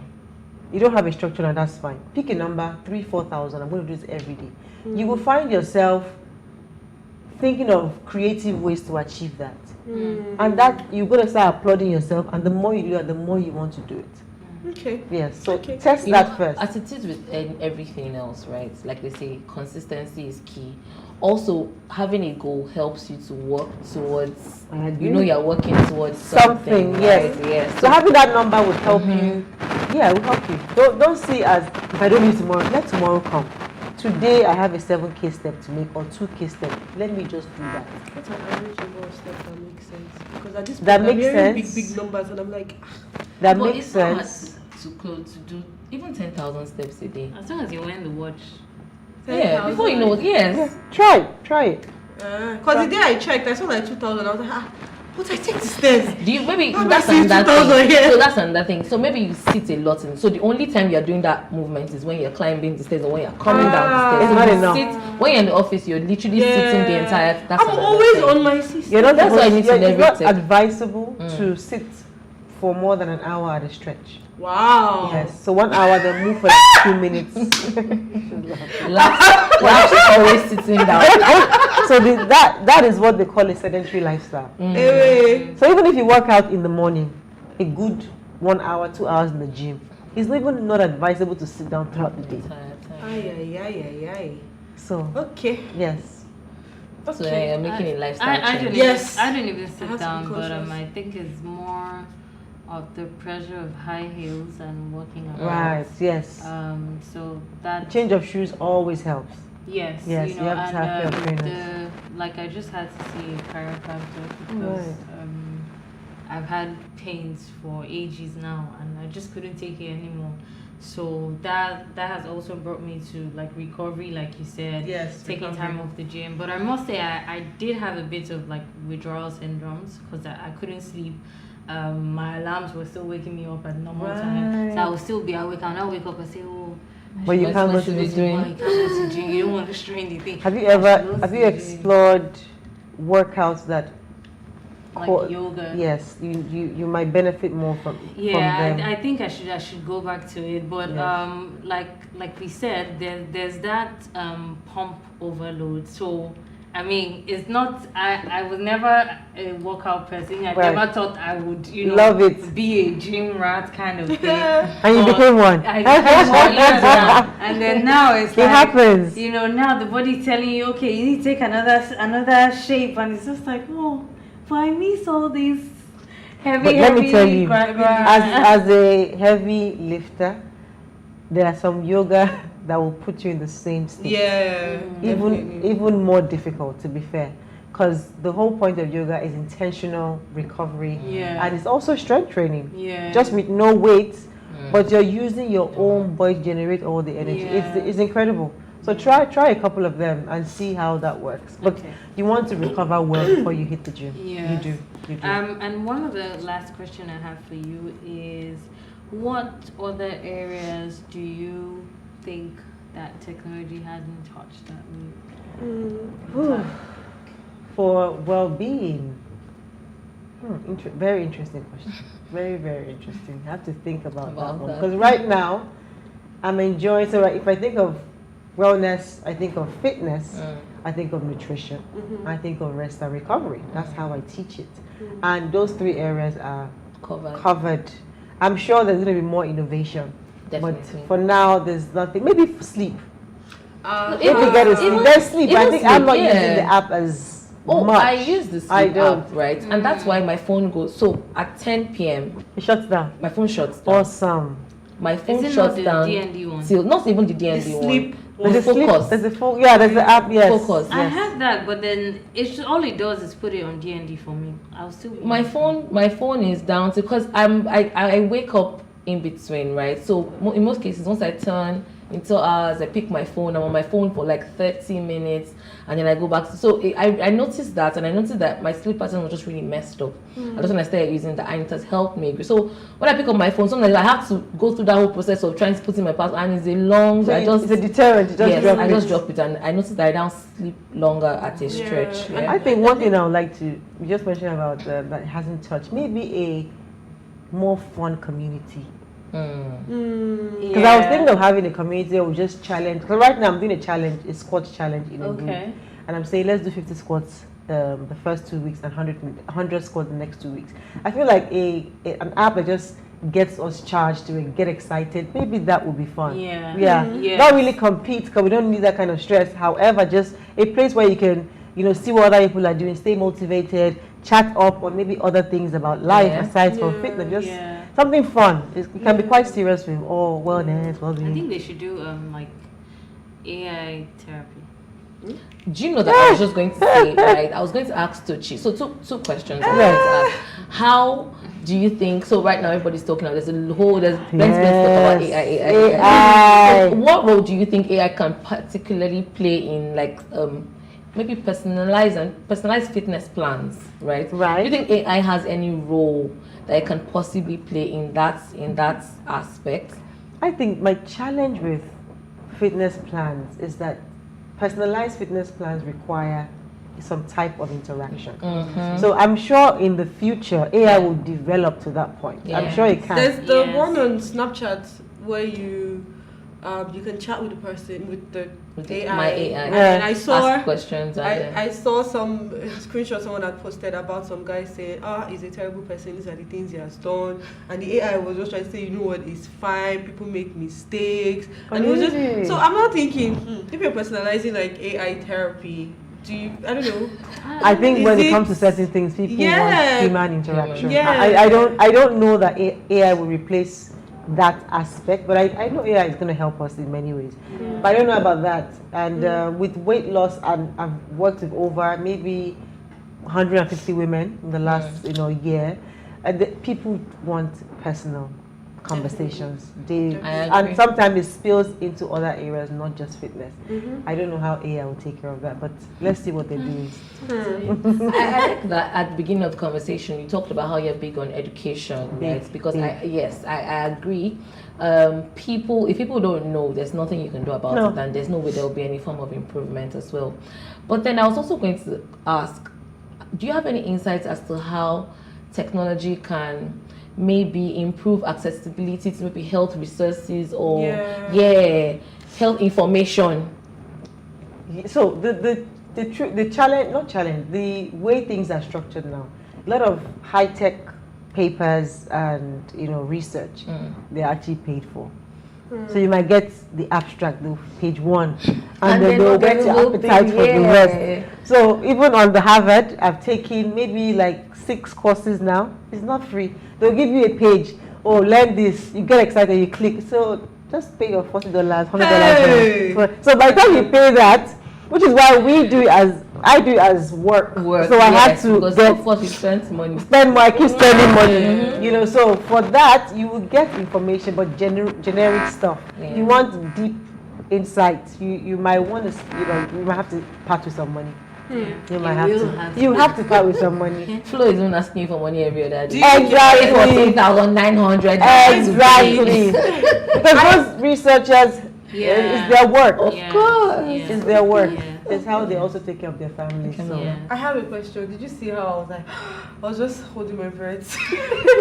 I think that was an interesting question you asked. I want to expand it a bit more. Okay. So when you're talking about, we know that tech is the future. Tech is here to stay. Yes, tech is here to stay. And we love tech, don't we? Yes. Of course, yeah. I love that it's intergenerational in terms of, even our hospitals, although we still have a long way to go. So my question is, what would you say are the opportunities in the value chain for people, especially in the lifestyle field, and who are also leveraging tech? What opportunities are available? Oh my goodness, there's so much. I was looking to create an app for Niger meals, like to grade our own foods, because right now we're using the stats from not our foods. So I wanted to have something, and most of my meal plans are actually 100% Niger, because this is where I live. This is what we eat. Reality. I will not be giving a meal plan that has someone said cauliflower rice. I'm like, you know how much a bunch of cauliflower is? So that's an opportunity for more of us to focus on everything Nigerian, how we can take care of our own people, because a lot of the information out there is not for us. Also, I'm going to do it next year. I'm going to shoot I want to see what foods are available in all parts of our country, in our stretch. Because one time I wanted to try out being vegan, and it was hard to find enough protein that wasn't animal protein. But I've also researched a bit of the food from the north and from Jos, and there's so much of other sources of protein that we don't even eat in Lagos. Yeah. Do you think tech could? Sorry to. No. It's fine. So I recently came across. I was doing some research, and then we have so much food. We do, but we only eat rice. Yeah. And we only eat highly processed food. Why? I was in the market a few days ago and I saw a fruit. I said, what is this? They called it abere, something like that. I don't know what they called it. It was a name that I wrote it down somewhere. Yeah. And I thought, he said, it's very good for high blood, to manage blood sugar and all of that. If you go to the fruit market in K2, we're only having pineapple and watermelon on this side. There's so much. I saw one tiger fruit. I had that last time. It didn't taste too good, but it was a fruit. Yeah, so I want to create that awareness of what we have in abundance in Nigeria. So I'm hoping to be the one that does it. But yeah, that's the way that we can use tech. So create those things and then put them on the app, so you can just research accessibility's sake. So yes, there's so much we haven't done. I mean, it's not a mistake that we have Tochi on the show. She's really educated or so good. But yeah, I mean, as it is with every good thing, comes to an end. Yes. But then before we go, do ensure you follow us on Instagram at Wayshow Africa. You can interact with us further, drop a comment, and most importantly, follow all our social media engagements. And remember to like, Share, comment, and invite your friends and family to watch us and follow us. Tochi, thank you so much for coming on the show with us tonight. I mean, we're definitely going to bring you back. We have to, you know,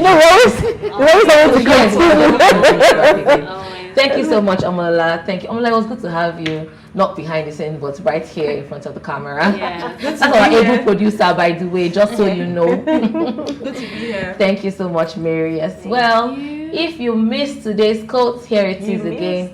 Fall in love with taking care of your body. That's like maximum. Period. That's her. Fall in love with taking care of your body. Gen Z. 30 plus trying to be Gen Z. Okay, it was quite an amazing show tonight. Make sure you enjoy your weekend. See you same time next week, Monday. Have a great weekend. Bye.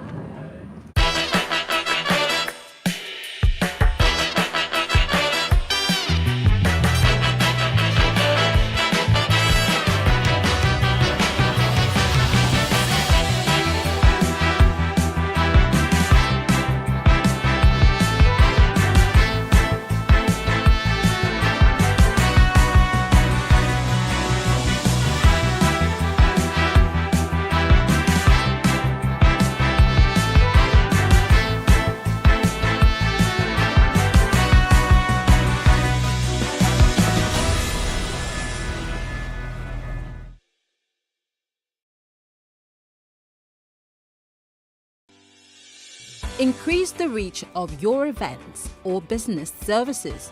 To advertise on Plus TV Africa, please call 0906 000 5719 or 0909 040 8408 or send an email to marketing@plustvafrica.com. Plus TV Africa. Big stories live here.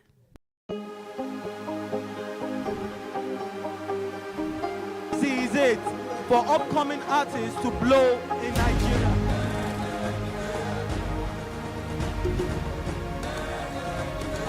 Welcome to Plus Trending.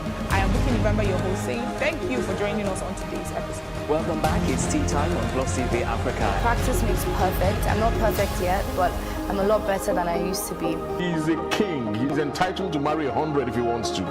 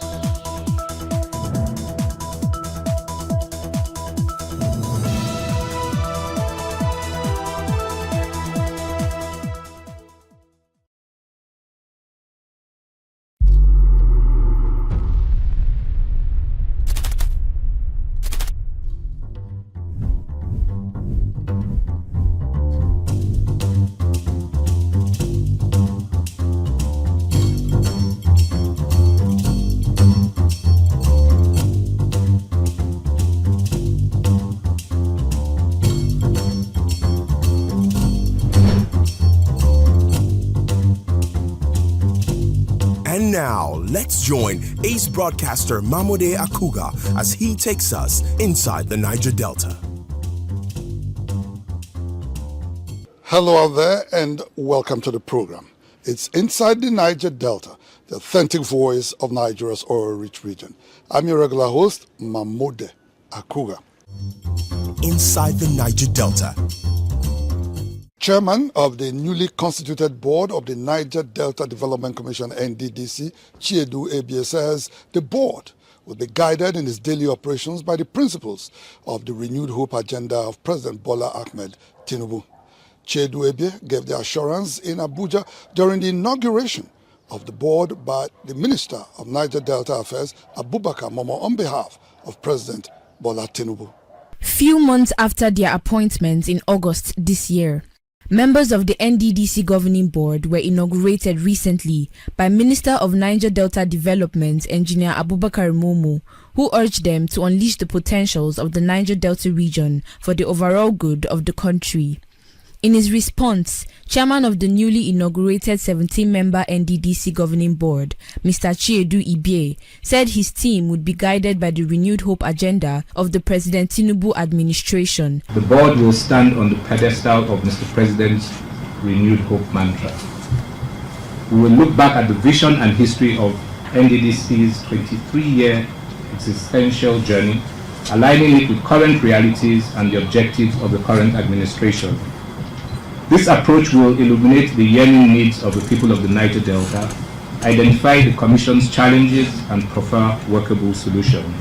Earlier in his welcome address, Permanent Secretary of the Ministry of Niger Delta Development, Dr. Shuaib Belgore, reminded members of the NDDC governing board that they had been saddled with a critical national assignment that must be carried out with their wealth of experience. Immediately after the board inauguration, friends and close associates of Dr. Samuel Obuku, the newly inaugurated Managing Director and Chief Executive Officer of the NDDC, held a reception in his honor.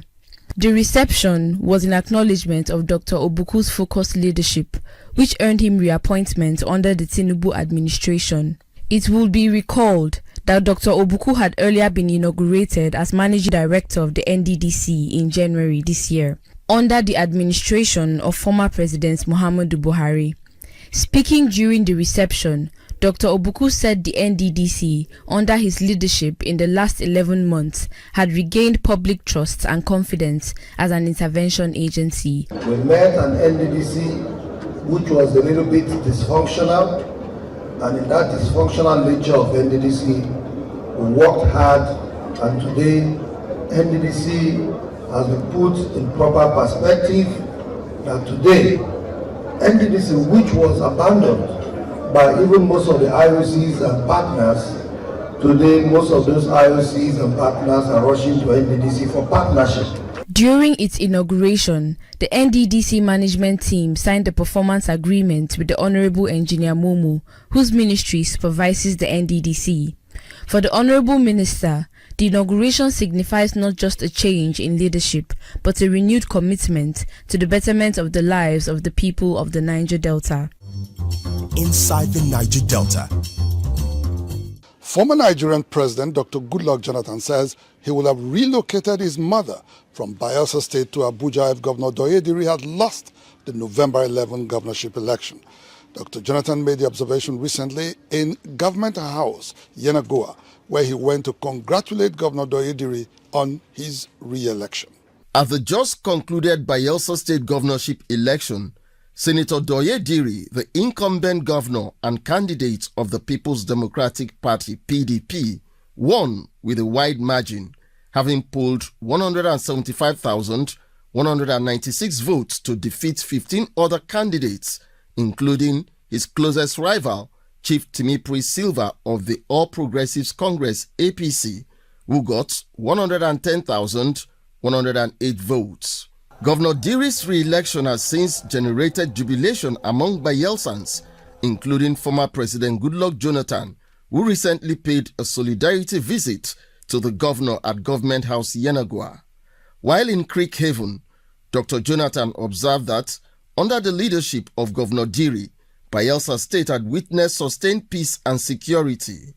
The former Nigerian leader said if Governor Diri had lost the election, he would have relocated his aged mother from Bayelsa State to Abuja. In this last period, 3 years plus almost 4 years, there's significant improvement in terms of the cultism and kidnapping and so on and so forth. I was saying before the election that if Didi loses this election, maybe I'll relocate my mother to Abuja. We've passed through hell in this state, and we've seen a little light at the end of the tunnel.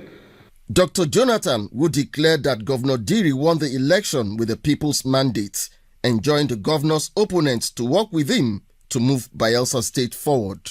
The results have been declared, and we believe the elections were well conducted, and we believe the governor won the election, and we plead that people should accept it and work with the governor. Let all of us support him so that the state will move ahead. In his response, Governor Diri thanked Bayelsans for re-electing him, while acknowledging that Dr. Jonathan contributed immensely to his victory at the polls.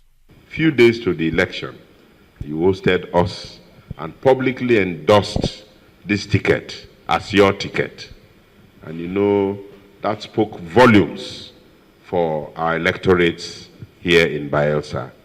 And so, this election is won because you came out all strong to support my candidature.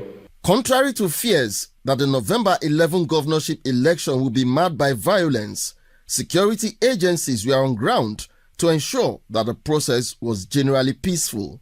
Governor Diri had given the credit to President Bola Tinubu while receiving his certificate of return as the duly elected governor of Bayelsa State. At the end of the day, we discovered that the president allowed free and fair elections to be conducted in Bayelsa State. That is a testimonial that Mr. President is writing for himself in the furtherance of democracy in this country.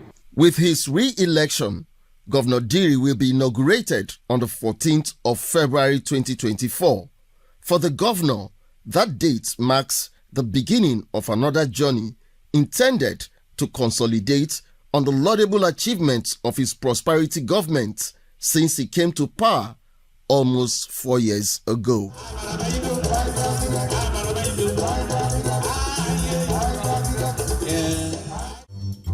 Inside the Niger Delta, Azikiel Group, oil and gas, dredging, power and air transportation. Azikiel Group, petroleum product sufficiency, energy sustainability and infrastructure development.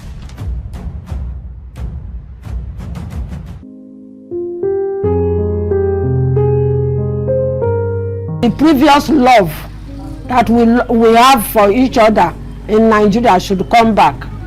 That is my prayer every night, day, every minute. Sadly, she didn't wait to see her dreams come true. Mama Priscilla Priye Appa answered the call to eternal glory on the 21st of September. She will be buried in Kayama on Saturday, November 25th, time 10 a.m. Edo State, the heartbeat of the nation. Behold your son, Honorable Sergius Osaisoche Ogun, a politician of high integrity, transparency, competence and honesty. A former two-time member of Nigeria's House of Representatives, Honorable Sergius Ogun is a name that is synonymous with credible leadership and good governance. A game changer, a beacon of hope, a champion for educational reforms, affordable healthcare and infrastructural development. Honorable Sergius Ogun, National Daily Newspaper Lawmaker of the Year 2022. Honorable Sergius Ogun, Edo First, always. Residents of Ogunu community in Warri South local government area of Delta State have applauded Right Honorable Sheriff Oborevwori's commitment in completing projects his administration inherited from the immediate past government in Delta State. The residents, who can now navigate their community with ease after the completion of a network of roads by Governor Oborevwori, described the governor as a performer, game changer, and a true worry boy. One of the many projects Governor Sheriff Oborevwori has completed within the past few months in office as the governor of Delta State is the Ogunu Community Internal Road in Warri South local government area of the state. The project, initiated by the immediate past administration, was begging for completion due to deplorable state of Ogunu Internal Road, which had caused untold hardship for the people and affected farming and commercial activities within the community. The recent completion of the internal road and the ongoing linking of the community with other parts of the area has brought a breath of fresh air to residents.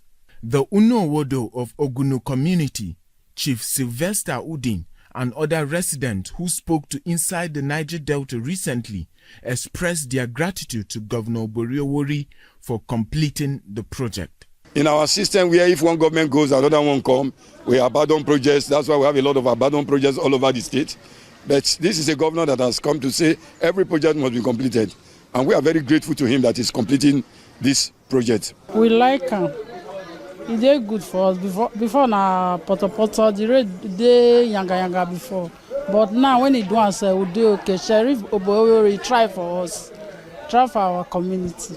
Under 6 months, this is one of the landmarks of Sheriff Oboyori. So the entire community is celebrating him.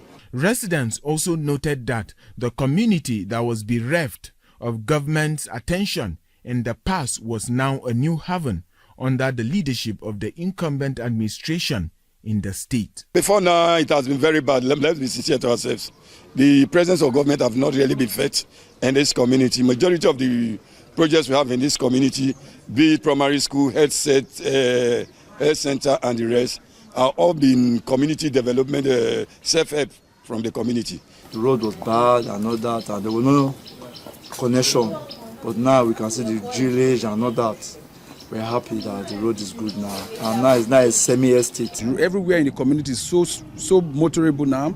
Good construction work, drainage, everything is okay. The internal roads include the Agogo Layout Road, Secretariat to Catholic Church Road, and Primary Access Road leading from Ogunu Bridge to Shell Gate, along with a connecting spur to the river and several other adjoining roads. Going by the development trajectory of Governor Boriowori in the last 6 months, residents of Ogunu are confident that the governor, whom they describe as true Warri boy, will deliver on his campaign promises of ensuring meaningful development, opportunities for all, realistic reforms, and enhanced peace and security for a prosperous Delta state. Inside the Niger Delta. Applicants who recently participated in the selection test conducted for the 2024 Foreign Postgraduate Scholarship Program of the Niger Delta Development Commission (NDDC) have described the process as hitch-free and transparent. They are grateful to the NDDC for reintroducing its Foreign Postgraduate Scholarship Program, which is aimed at promoting human capacity development in the Niger Delta. The NDDC Annual Foreign Postgraduate Scholarship Program, which is aimed at enhancing human capacity development in Nigeria's oil-rich region, is a fully funded education grant awarded to eligible university graduates of Niger Delta origin. In September this year, the Commission launched an online registration portal for prospective candidates with requirements of first class as well as second class upper and lower divisions to apply for the 14 professional disciplines enlisted in the form. Recently, over 5,000 applicants from across 9 states of the Niger Delta who applied for the scholarship had their first computer-based selection test at the River State University to ascertain their eligibility and qualification. They confirmed that the application process was transparent and free of bottlenecks, describing it as a life-changing opportunity. It was not stressful at all. It was a straight process from registration to the examination. I want to commend them for doing such a good job.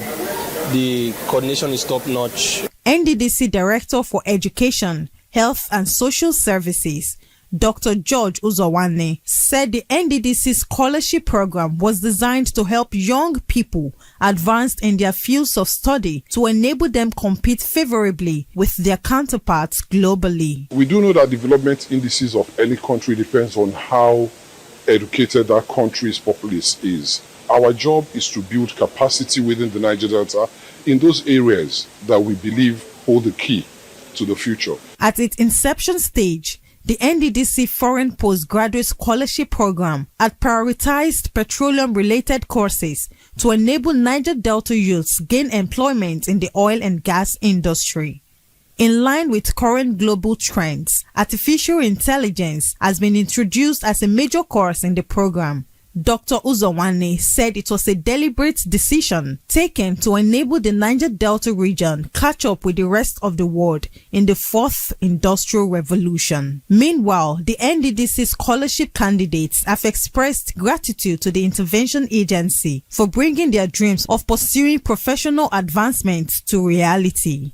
They particularly thanked the NDDC for introducing new fields of study like artificial intelligence, which they said they could not have been able to afford on their own. I was really happy to see that NDDC included artificial intelligence to the categories as they didn't have it before. So I'm happy to see that as the world is advancing, NDDC also is advancing educational-wise. In the 2024 academic year, the Commission has earmarked funds to sponsor no fewer than 200 university graduates of Niger Delta origin to travel overseas for their master's degrees.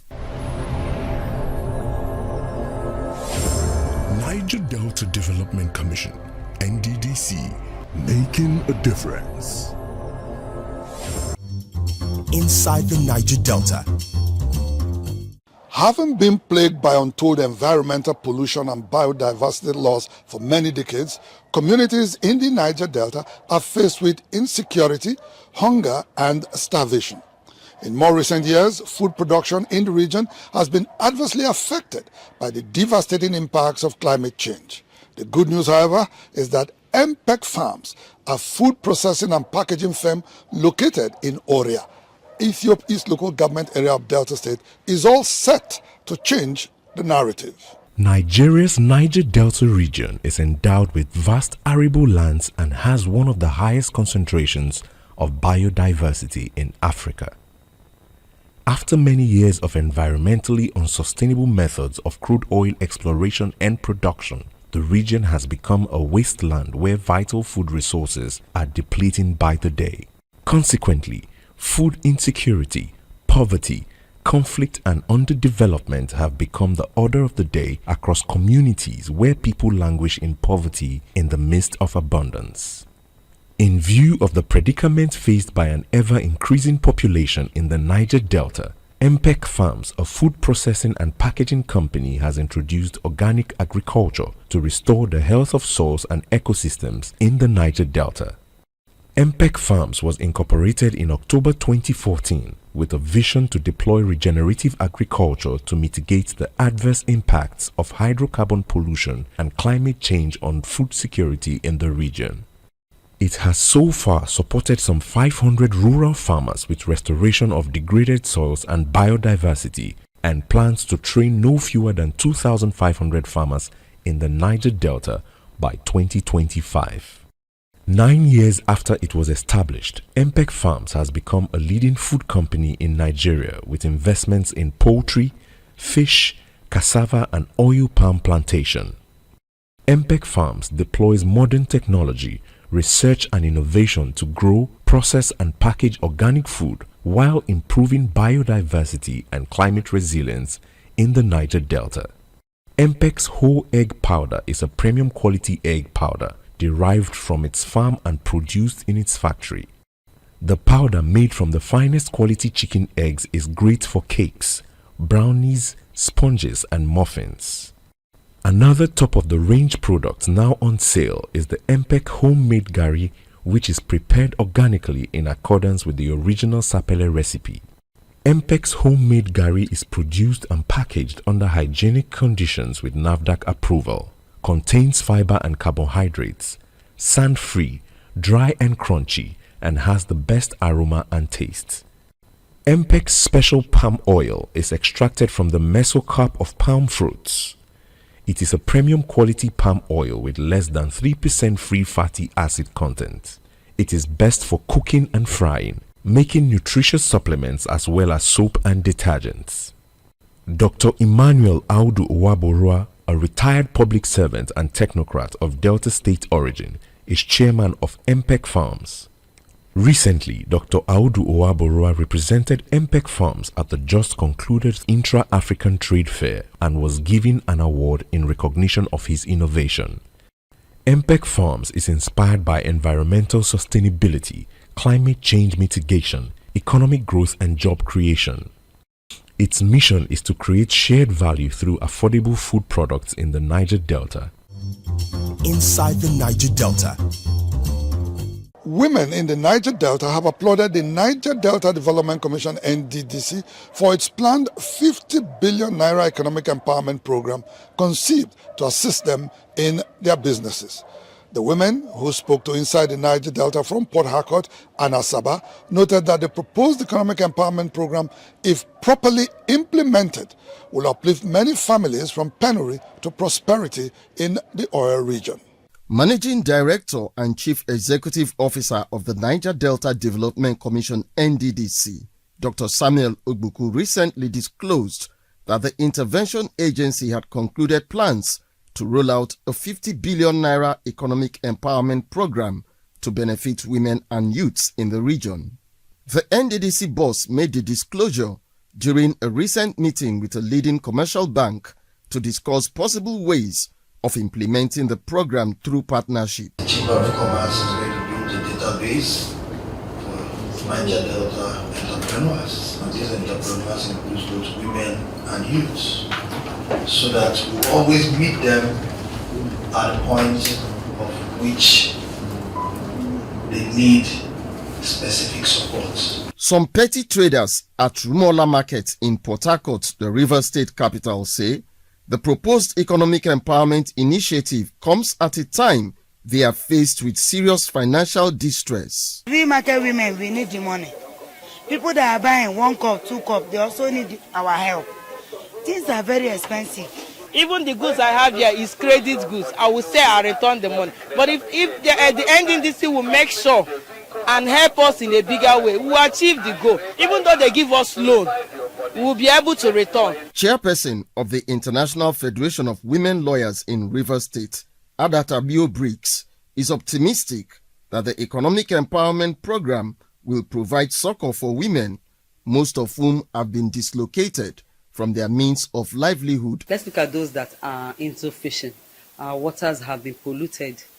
How do they get this? Economic empowerment for women, but advise that it should be implemented to benefit women at the grassroots. What will be unique now is the ability to set the structures and systems to ensure the right people get access to funds. If it is properly supervised and the main stakeholders are contacted, it will be a reality. The proposed 50 billion naira economic empowerment program was announced shortly after the NDDC management held a meeting with several women groups in August this year in Port Harcourt, where it pledged support for women and youth development. Inside the Niger Delta. It was an all-cake, fun-filled and thrilling experience at the 10th and final edition of the Angelic Cakes and Sugar Craft Exhibition 2023 held recently in Asaba, the Delta State capital, where cake makers and enthusiasts gathered to share their knowledge and stories in the business as well as connect with other players in their line of business. Our correspondent who monitored the event has the rest of the story. Angelic Cakes and Sugar Craft Exhibition for the past 10 years has been an annual event where both seasoned and early career cake makers and cake enthusiasts from different parts of the country gather to appreciate the art of cake making to keep up with different trends and development in the trade. The symbolic 10th and final edition, which was held recently in Asaba, featured a beautiful display of cakes, confectionery and baking classes, as well as networking and experience sharing sessions. Reminiscing on the journey for the past 10 years, convener of the exhibition and chief executive officer of Angelic Cakes, Faith Adebowale, noted that the final edition heralds a new phase in her journey and called on other bakers to remain committed in their pursuits. I want to thank God that has brought me to this day. You know, when I started this thing 10 years ago, it was like a dream. But here we are today. It's a record I've broken on my own. So it's time to move on to other things. Well, I'll tell them they should keep on. They should not lose hope. They should not give up on their dreams. Facilitators and participants who lauded the initiative said it was an engaging, memorable and enriching experience. It is a transforming event and I am so grateful that I'm here. I thank God for making me part of this finishing strong. It's something I really look forward to. And I'm so happy it is happening. And more happier that it's so interesting, fantastic. Oh my God. Thank you, Angelic, for giving us Angelic Cakes in this part of Nigeria. The 10th and final edition of the Angelic Cakes and Sugarcraft exhibition, tagged Finishing Strong, also featured a cake baking contest where those who clinched first, second and third positions went home with different gifts and prizes. Inside the Niger Delta.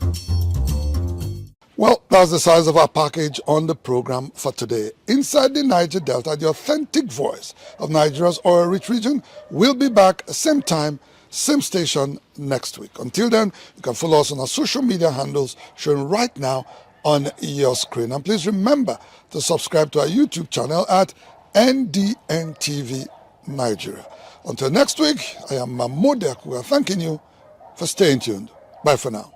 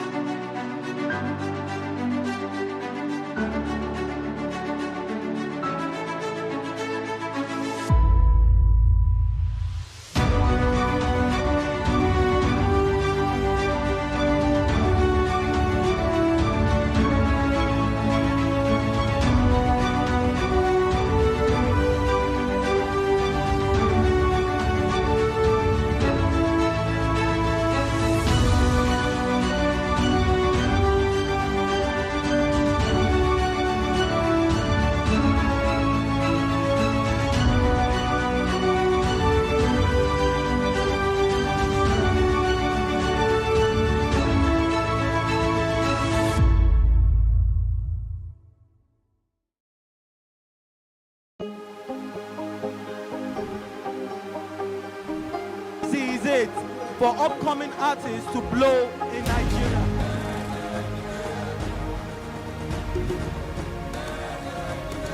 Welcome to Plus Trending. I am Buki November, your host, saying thank you for joining us on today's episode. Welcome back. It's tea time on Plus TV Africa. Practice makes perfect. I'm not perfect yet, but I'm a lot better than I used to be. He's a king. He's entitled to marry 100 if he wants to.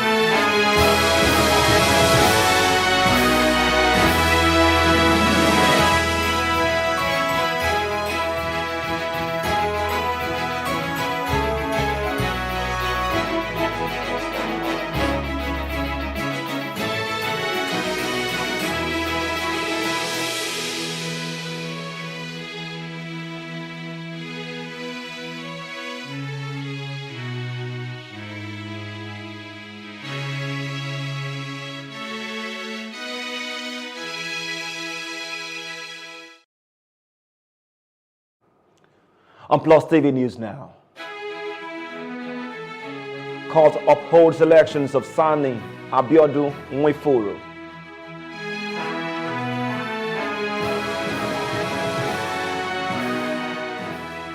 FCT Minister Wike speaks on feud with Governor Fubara.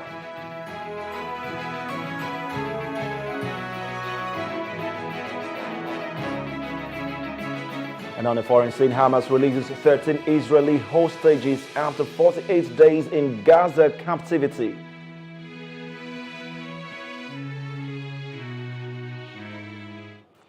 Good evening. I'm Ifeanyi Elumezem. This is the news now.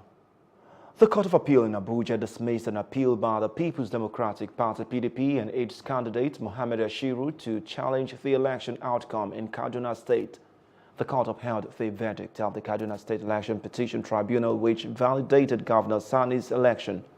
The court ruled that the PDP and its candidate acted in breach of paragraph 18 subsection 1 of the first schedule to the Electoral Act 2022 and that most of the witnesses testified for the PDP were invalid. Meanwhile, Kaduna State Governor Uba Sani has applauded the Court of Appeal verdict, which affirmed his election in the March 18 governorship election. Reacting to the appeal court's judgment on Friday, Sani described the verdict as a testament to the strength of our legal institutions, a win for democracy, and a validation of the people's will. Mohammed Lawal Shehu, Chief Press Secretary to the governor, in a statement on Friday said Sani, while expressing joy and gratitude at the confirmation of his victory by the appeal court, also extended a hand of fellowship to his opponents in a bid to move Kaduna State forward in tandem with the sustained Kaduna agenda. The Court of Appeal, sitting in Lagos on Friday, affirmed the election of Governor Dapo Abiodun of the ruling All Progressive Congress (APC) as winner of the March 18 poll in Ogun State. In a majority judgment delivered by the duo of Justices G.S. Ikege and Muhammad Mustafa, the appellate court dismissed the appeal brought before it by the governorship candidate of the People's Democratic Party (PDP) in the state, Honorable Ladi Adebutu. The court held that the appeal lacked merit as it found no substance in it and subsequently dismissed it, affirming the earlier decision of the tribunal without costs. Recall that the Ogun State Governorship Election Petition Tribunal sitting in Abeokuta had on September 30, 2023 upheld Abiodun's declaration as the winner of the March 18 governorship election. The appeal court sitting in Lagos on Friday upheld the election of Francis Ogbonna Nwifuru as the duly elected governor of Ebonyi State in the March 18 governorship election. The three-member panel of justices led by Justice Jumai Hanato Sankey in a unanimous judgment dismissed the appeal filed by Chukwuma Ifeanyi Odi of the People's Democratic Party (PDP) for lacking in merit. The panel resolved all the 5 issues raised by the PDP candidate in Nwifuru's favor. Justice Sankey, who read the lead judgment, held that the PDP and its candidate lacked the legal right to meddle into the internal affairs of the APC as it relates to the nomination of candidates for election. Still in Lagos, the Court of Appeal in Lagos affirmed Governor Sheriff Oborivori's election as the winner of the March 18 poll in Delta State, dismissing the appeal of All Progressive Congress APC candidate Senator Ovie Omoagege. The court ruled that Omoagege's appeal lacked merit and upheld Oborivori's election.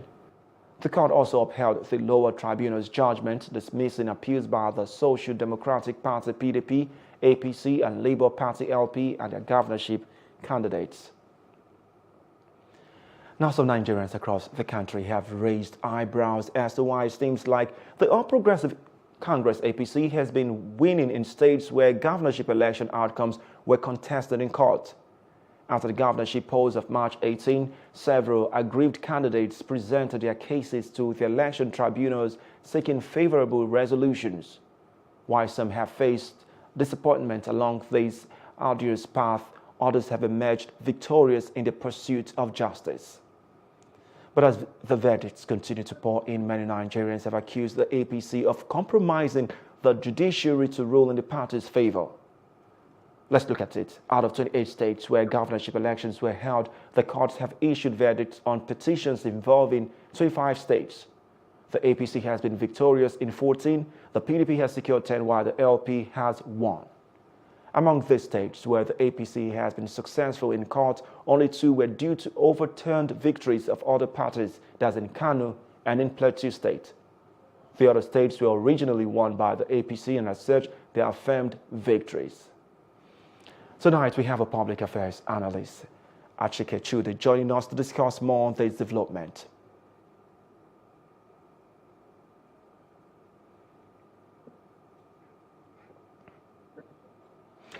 Achike, are you there? Good evening. Yes, I am. Good evening. Okay. Now, it's looking like the All Progressive Congress, APC, is winning in states where governorship election outcomes were contested in court, with all the rulings going their way. What's your take on this?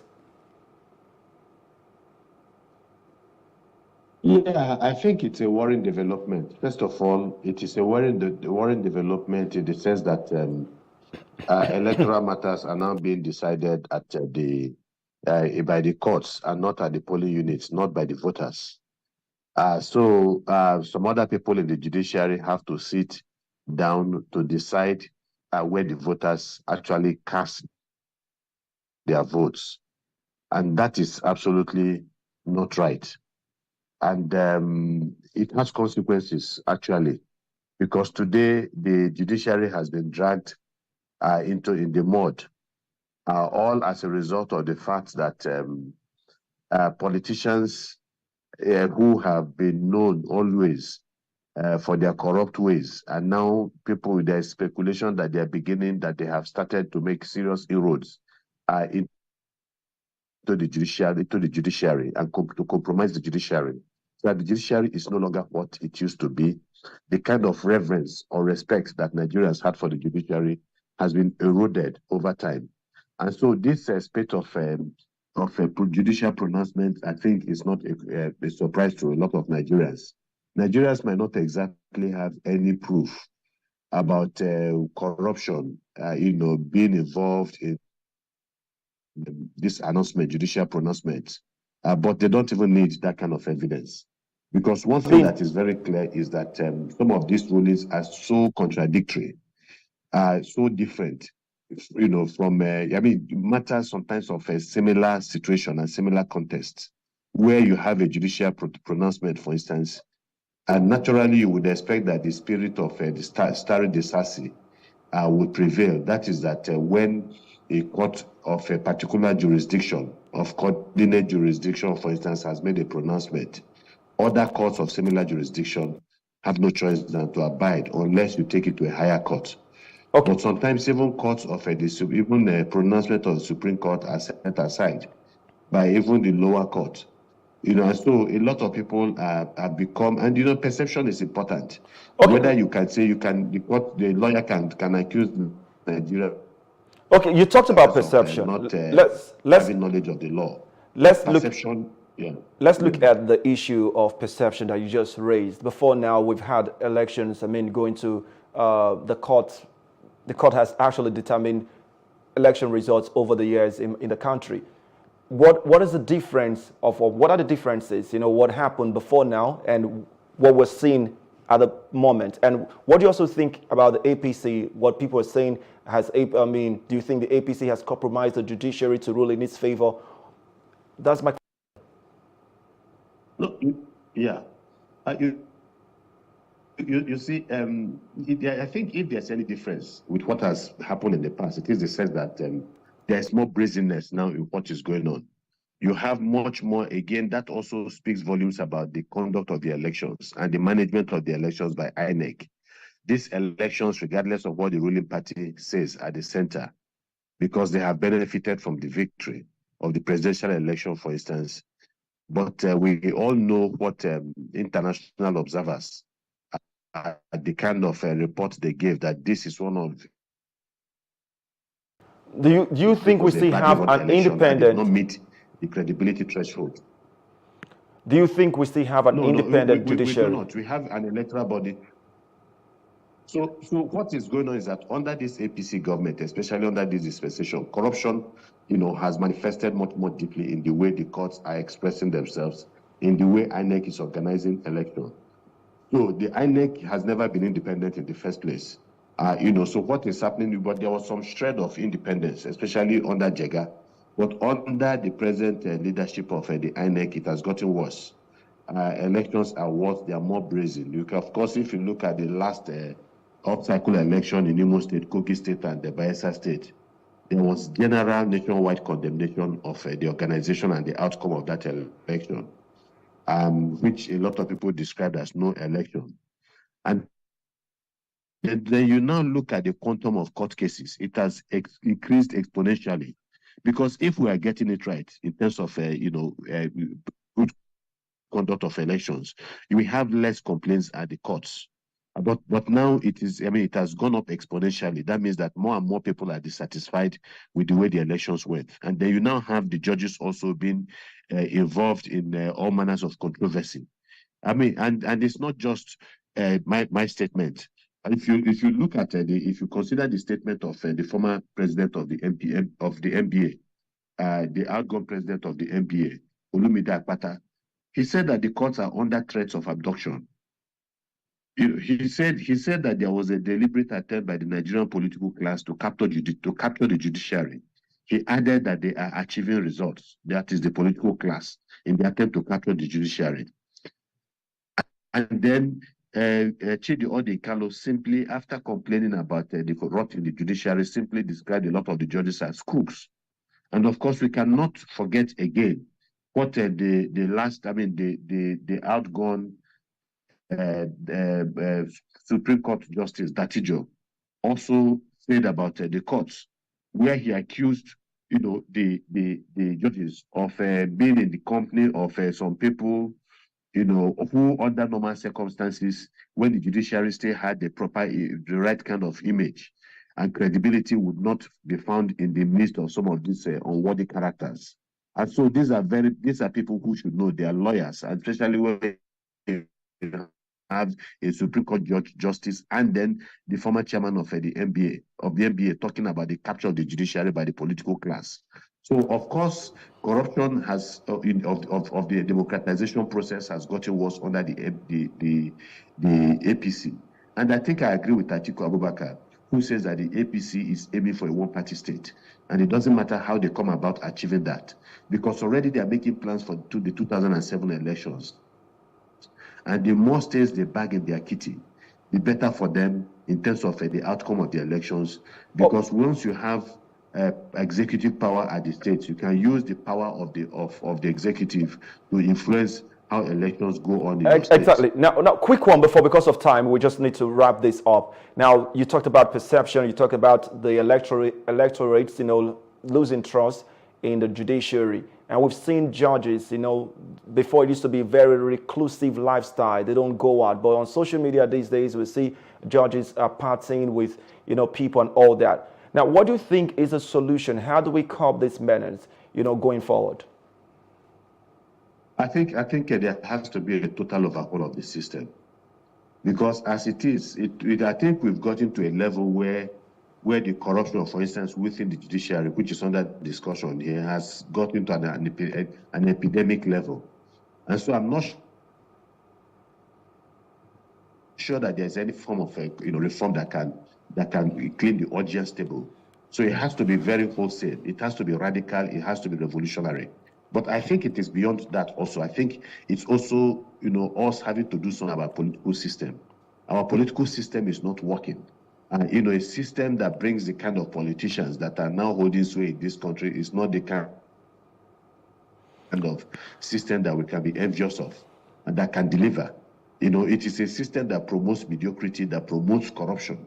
And so we must have a revolutionary. I think if people have talked about the kind of government we should have. Is this presidential system working? Do we go for a parliamentary system? Something is absolutely wrong with this system, and it has been said that you cannot keep on doing the same thing, on and on, and hope for a different result. That it is sheer madness. Okay. So I'm not sure that we have the capacity right now to just concentrate on judiciary and clean out the judiciary without cleaning out the political class, who are responsible for the corruption of the system. Unfortunately, it would appear that the APC is hell-bent on corrupting the entire system for the purpose of remaining in power for a very long time to come. And that would be very dangerous for this country. Thank you so much, Chike Chu, the dear public affairs analyst. Thank you for throwing in your thoughts as regards the judiciary. And moving on to other story, President Bola Ahmed Tinubu has received Kogi State Governor-elect Usman Ododo and Governor Hope Uzodinma of Imo State at the presidential villa Abuja. The meeting also had in attendance the national chairman of the All Progressive Congress, APC, Abdullahi Ganduje, and Governor Yahaya Bello of Kogi State. Speaking at the meeting, Tinubu congratulated Ododo on his election and Uzodinma on his re-election for a second term of 4 years. Recall that Ododo had defeated Murtala Ajaka of the Social Democratic Party, SDP, and Dino Melaye of the People's Democratic Party, PDP, in the Kogi gubernatorial election. Uzodinma also defeated Samuel Anyang of the PDP and Athan Achono of the Labour Party in the Imo State governorship election. And Yabelo is handing over to a very able and competent newly elected governor, Usman Ododo.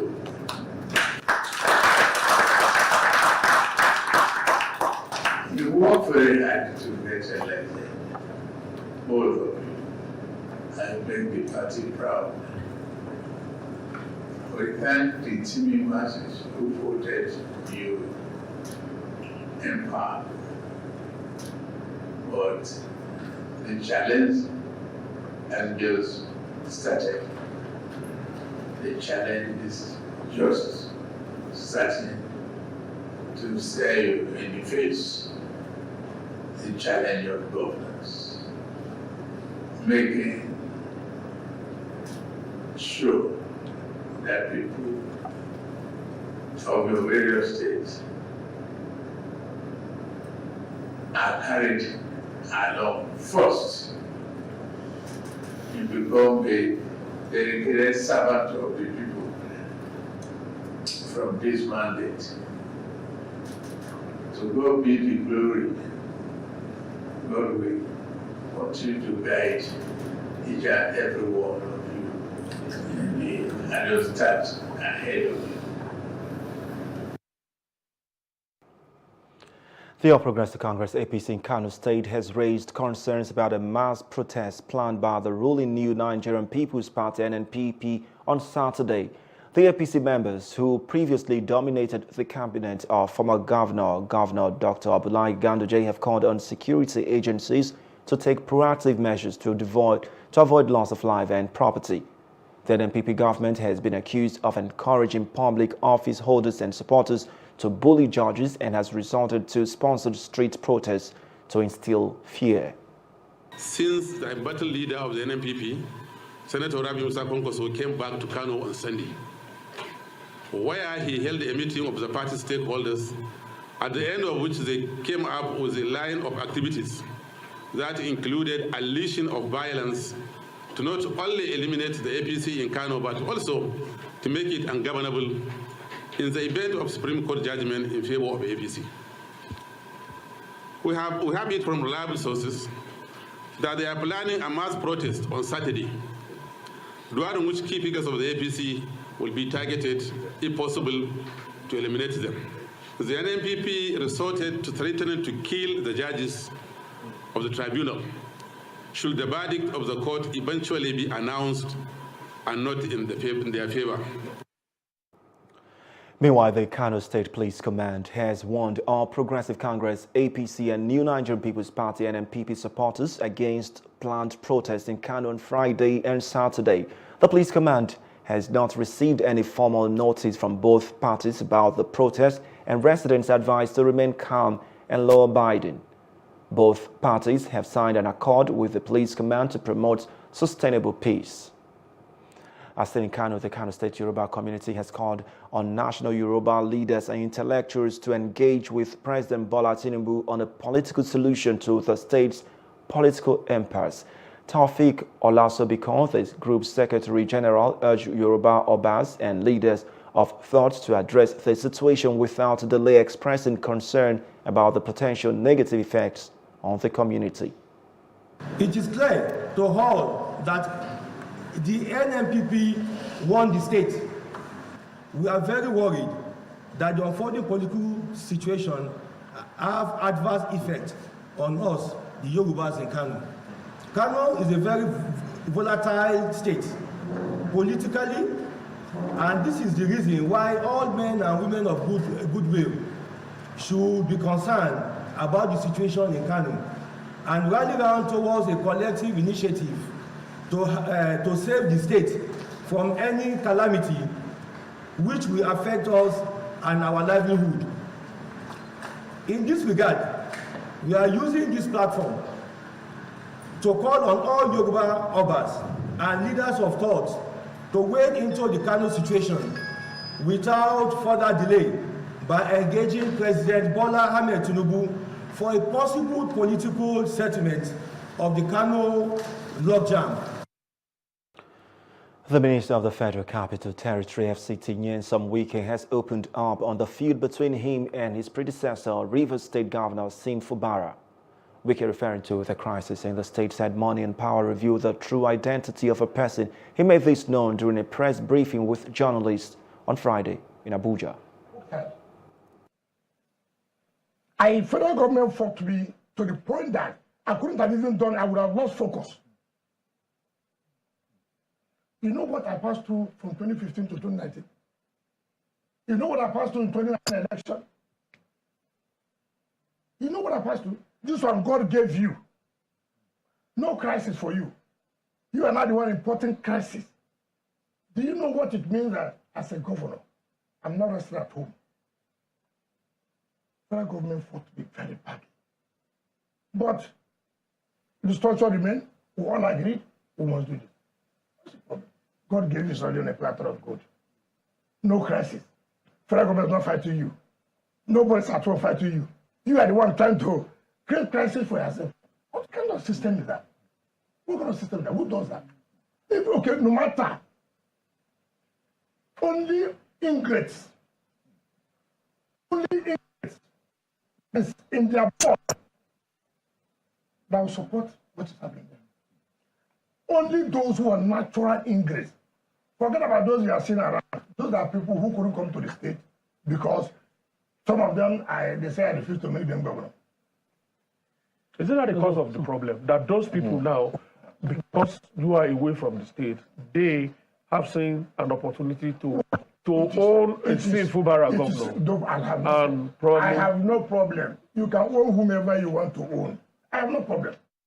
The National Working Committee of the ruling All Progressive Congress on Friday inaugurated members of the Caretaker Committee for the Rivers State chapter of the party. The inauguration, which took place at the national headquarters of the APC in Abuja around 12:30 p.m., had the party's national chairman, Dr. Abdullahi Ganduje, vice chairman for South-South, Victor Giadom, and members of the NWC in attendance. The event took place 2 days after the APC-NWC resolved the former state ESCOs to pave the way for the ad hoc committee that will oversee the conduct of the Congress to elect new state executive members. The dissolution was announced at the party's secretariat by the National Publicity Secretary, Felix Morka, on Wednesday. Morka disclosed that Chief Tony Okocha was chosen as chairman and Eric Nwebani secretary of the 7-man caretaker committee. Other members include Chibuike Ikenga, Stephen Abolo, Sylvester Vidim, Senibo Karibi Dan Jumbo, and Ms. Darlene Amadi. Addressing the newly sworn-in officers after the oath taken, Ganduje asked them to prepare themselves for the arduous task of reconciling factions and members who had left the party. The Federal Capital Territory FCT Minister Nyesom Wike has announced that individuals applying for a certificate of oath, C of O, must submit their national identity number NIN, while corporate bodies must submit their bank verification number BVN. The move is to ensure security and address anomalies in the FCT where individuals with similar names may have lands in area councils.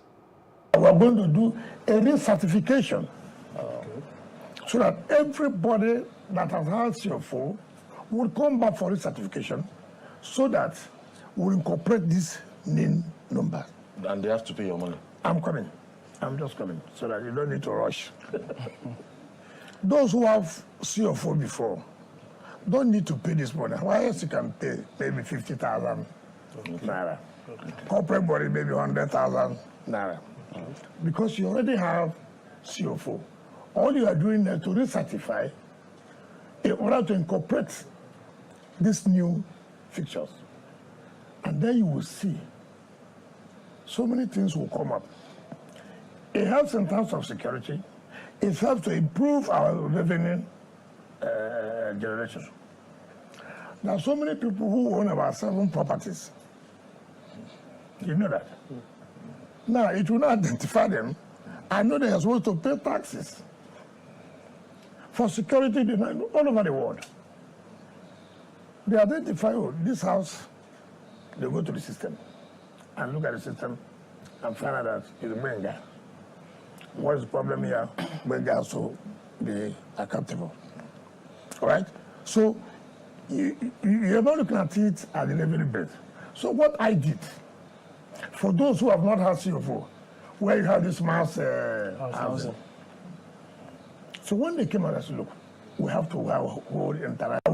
From Abuja, let's take you to Lagos. Lagos residents have been charged to take ownership of projects undertaken by government in their areas as it would go a long way in tackling the issue of abandoned projects. This charge was given by the Inspired Youth Network during their Citizens Engagement Town Hall meeting with stakeholders on addressing public requests from the 2024 budget of Lagos State. Details in this report. Community members, youth champions, as well as government representatives have gathered in this hall. How do we have a very effective implementation?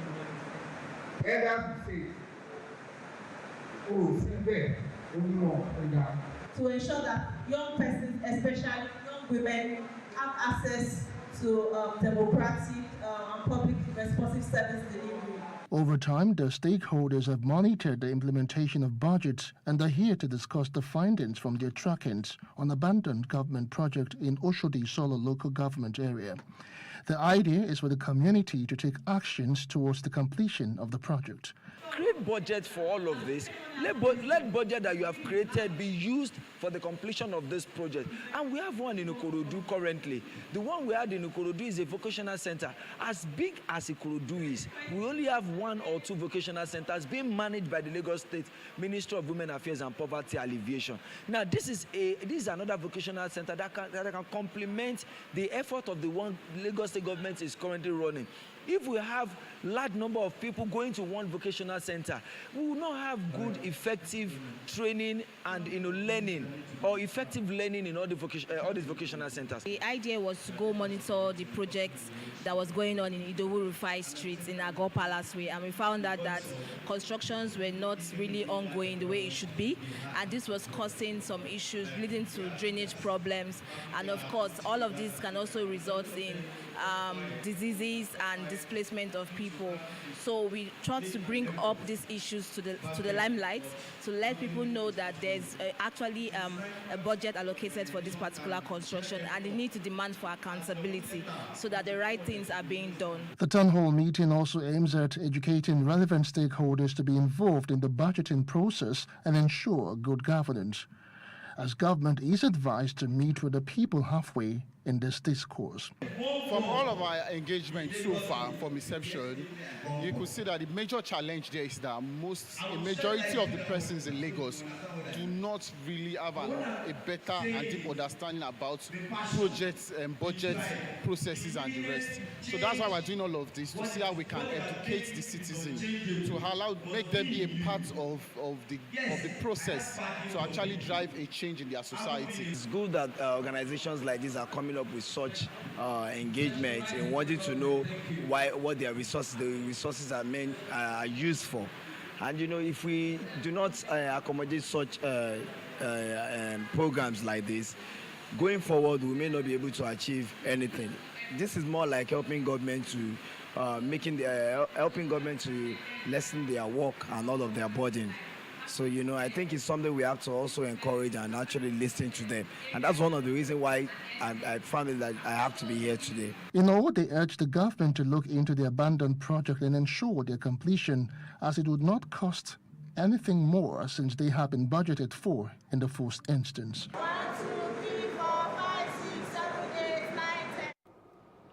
And in Benue State, the People's Democratic Party (PDP) in the state is concerned about allegations of duplication of contractual payments and large expenditures against Governor Hyacinth Alia. The party demands that Alia come clean on these allegations, fulfilling his duty of accountability and transparency. Online news platforms have reported expenses such as duplication of contracts, refurbished vehicles, travel expenses, hotel accommodations, and running the government house. The PDP demands Alia answers urgently. Between May 29 and September 30th, 2023, Governor Hyacinth Alia of Benue State has spent more than 46 billion naira of state resources on various purposes, prominent among which are expenses for duplicated contracts, his travels, vehicles, hotel bills, cost of running government house, etc. Questions which PDP demands that Governor Hyacinth Alia answers as a matter of urgency include: were the expenditures so done in conformity with extant procurement and appropriation laws of Benue State? What then is the income and expenditure profile of Benue State from May 29, 2023, when Governor Hyacinth Alia assumed office? These are germane questions which PDP cautions Governor Alia against ignoring the approach to issues of accountability and transparency. It is a right of Benue people to know how their commonwealth is being expended, and this is a right the government of the day must not deny the good people of Benue State. Meanwhile, the Benue State government has dismissed a report alleging Governor Hyacinth Alia has spent over 40 billion naira since taking office, stating that the report is malicious. The Chief Press Secretary, Sir Teso Kula, criticized the report for not considering the economic realities of the time. And also bear it at the back of your mind that assembly members, the principal officers, the speaker is supposed to have how many vehicles? There are 32. And then the principal officer, they are supposed to have two vehicles. Now multiply that number. How many do you have? And then give it the amount you want. And then multiply that amount by the number of vehicles you are supposed to send only to the assembly. Now you come back to Government House. How many vehicles are supposed to be on the governor's convoy? Now you put that aside. After Government House, how many commissioners do we have? Are they not supposed to have vehicles? How many advisors do we have? Are they not supposed to have vehicles? Continue to do your mathematics and tell me whether the money they are mentioned is actually adequate. From Benue State, let's go to Ekiti. The federal government has resolved controversies surrounding the location of a new Federal College of Education in Ekiti State. The Minister of Education, represented by the Director of the college, Dr. Uchenna Oba, confirmed that Ilawe Ekiti is the actual location approved by the federal government. The monarch of the town, Ajibade Alabi, assured that the community would take direct ownership of the institution, ensuring its protection and providing an enabling environment for staff and students. 2016, that's the first time the KPC requested that Ilawe Ekiti needs a Federal College of Education, federal president in this place. We started exchanging correspondence with them. We've been writing and writing, wanted to know, what do you have? So it took such a long time. Then recently there were some issues, but to the grace of God, we're here today to establish a Federal College of Education. We consciously and assiduously worked for the establishment of this institution. We thank the federal government so much for this laudable initiative, for deeming it fit that we should benefit from this kind of project. Still ahead, Niger coup leader visits Mali in first foreign trip. Details when we return.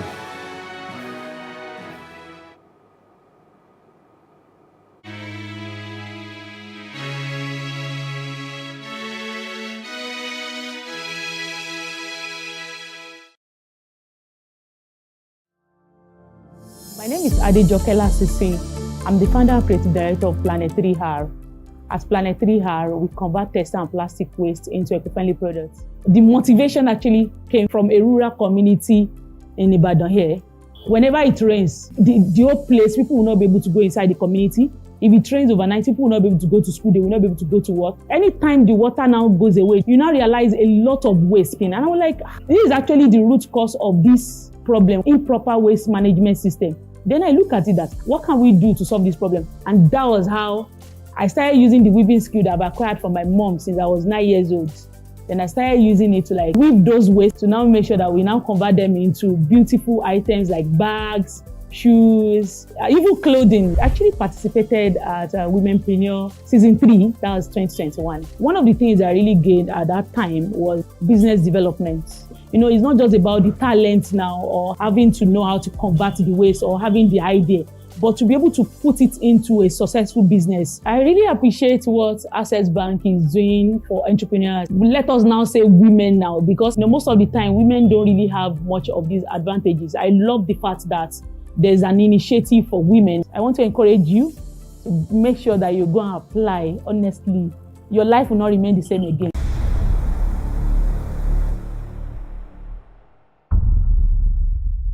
An African girl somewhere is sitting at home, accompanied by dreams that seem so far away. Africa is one of the continents with the highest out-of-school percentage in education, and girls are at an early disadvantage. The sub-Saharan Africa records about 18 million out-of-school girls. This gender gap extends to the tech space with a projection of only a 33% global female workforce representation in tech firms for 2022. Let us help change the stories and numbers. Africa Agility's Project Train a Girl campaign is working to help train African girls in tech. You can donate as little as $2 or 2,000 Naira to help a girl in tech get her heels in the door. Visit www.africaagility.rallyup.com/PTAG to donate.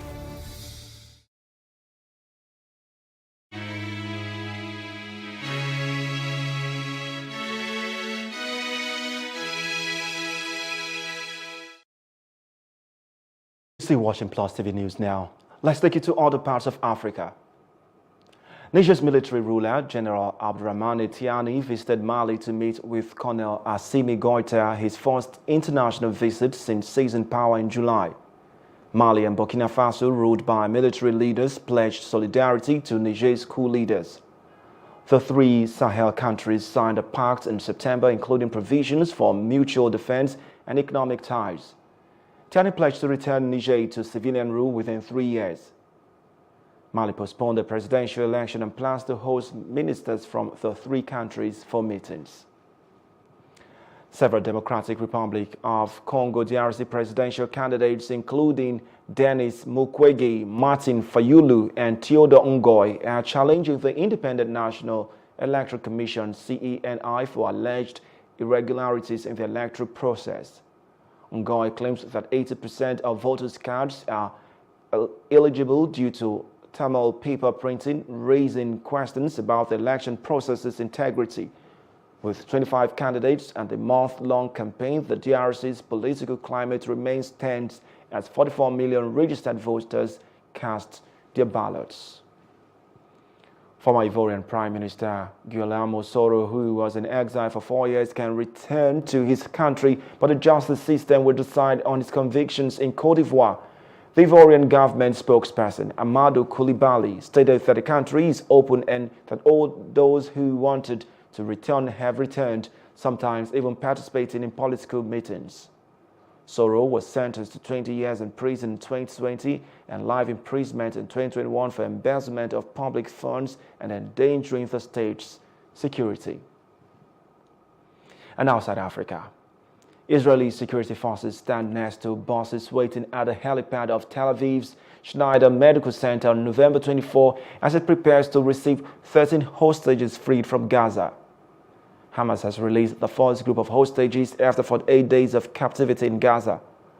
This is part of the truce deal between Israel and Hamas that went into effect this morning. 13 Israeli women and children and 12 Thai hostages were finally freed today after an agonizing wait. Recall that they were kidnapped and taken into Gaza by the terror group in its October 7 attack on Israel. Israeli television reported that Hamas had transferred the hostages to the Red Cross. They were on their way to the Rafah crossing between Gaza and Egypt. However, the lists of all civilians that would be released from Gaza had been agreed upon but were not released publicly ahead of time. Some 30 children are currently believed to be among the 240 captives taken into Gaza by Hamas. The fragile 4-day truce began at 7 a.m. local time. Guns were laid down across the region for the first time in almost 7 weeks. Meanwhile, over the 4 days of the ceasefire, at least 50 hostages are expected to be freed. This would leave an estimated 190 in the hands of Palestinian militants. Irish police gathered looted stores and firefighters cooled down vehicles in Dublin city centre after a night of rioting sparked by the stabbing of 3 young children. Far-right agitators were blamed for the violence. Public transport was shut down and people were urged to stay away from large parts of the city. Brigades were still up and police stood guard outside a Foot Locker store and a Holiday Inn hotel. Oscar Pistorius will be released from prison after nearly a decade behind bars for murdering his girlfriend Reeva Steenkamp after winning his case at a parole board hearing. The South African former Paralympic champion shot and killed his partner at their home in Pretoria in 2013 and was jailed for 13 years for a murder in 2016. On 24 November, a private parole board hearing at Arad Valley prison in Pretoria set his release for 5 January 2024. Once released, he will have to attend therapy for anger management and remain under supervision without being able to leave the area of Waterkloof, where he will be staying with family for 5 years. Reeva's mother, John Steenkamp, chose not to attend the hearing, saying she cannot muster the energy to face him again at this stage. However, in a powerful victim impact statement read out in court, she said she had forgiven him. Speaking to reporters after the decision to free Pistorius, Singabako Nzumalo, spokesperson for South Africa's Department of Correctional Services. I'm not attending Oscar's parole hearing, as I simply cannot muster the energy to face him again at this stage. Barry's demise has opened up the wounds in many ways caused by Reeva's death. I had forgiven Oscar long ago, as I knew most certainly that I would not be able to survive if I had to cling to my anger. I do not believe Oscar's version that he thought the person in the toilet was a burglar. In fact, I don't know anybody else who does. Following Reeva's death, Barry and I, both devastated, tried with whatever emotional reserve that remained to take care and support one another. And then the unthinkable happened. My Barry passed away on 14 September 2023. What he meant in my life and the extent of his support have now crystallized into what remains after an unending black hole of pain and loneliness. Up next, Nigeria records 2.54% GDP growth in Q3, outperforms Q2. That's the business news after this short break. Stay with us.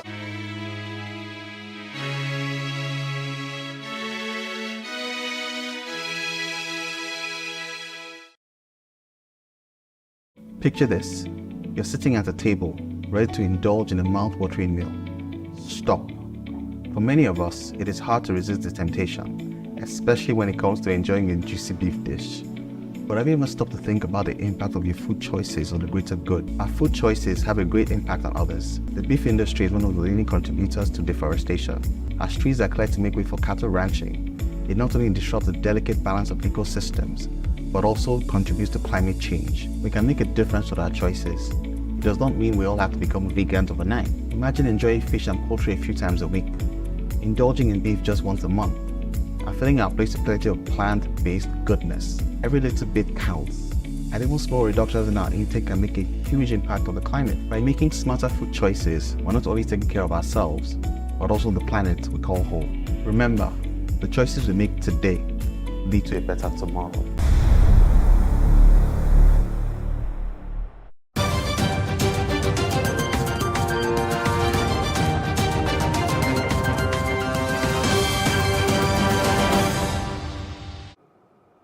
You're welcome back.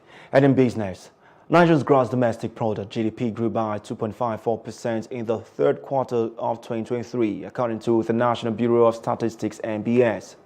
The growth rate is higher than the 2.25% recorded in the same quarter last year and higher than the second quarter 2023 growth of 2.51%. NBS disclosed this in its GDP report for Q3 released on Friday. The Bureau said the growth rate was driven by the services sector. According to the NBS, the nominal GDP for Q3 2023 stood at 60.66 trillion naira, while the real GDP was 19.44 trillion naira. Let's now join Emmanuel Orobobogo for more business stories. A very good evening and warm welcome to the Business Desk. Nigerian Speaker of the House of Representatives, Danjuma Abbas, has proposed privatizing oil refineries to improve efficiency. As Abbas expressed dissatisfaction with the country's dilapidated refineries and high oil theft rate, which drain revenue, affect forex availability, and cause inflation.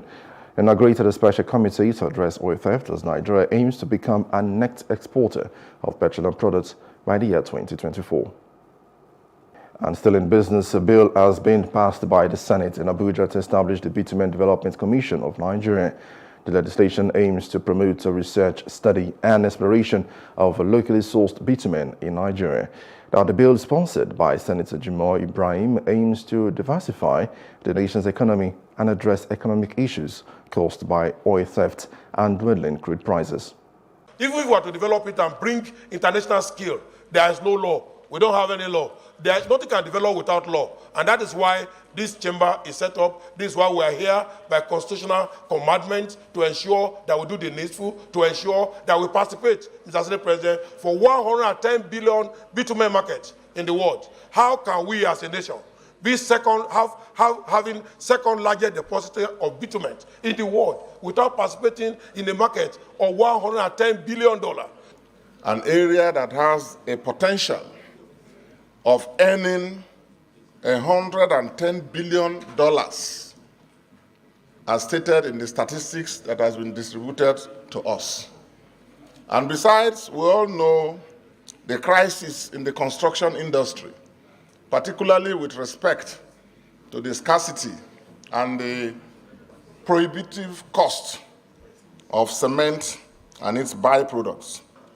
The argument that we are establishing too many commissions may not be considered critical at this point, because we cannot just say because we don't want to create commissions, therefore critical areas should not be looked into.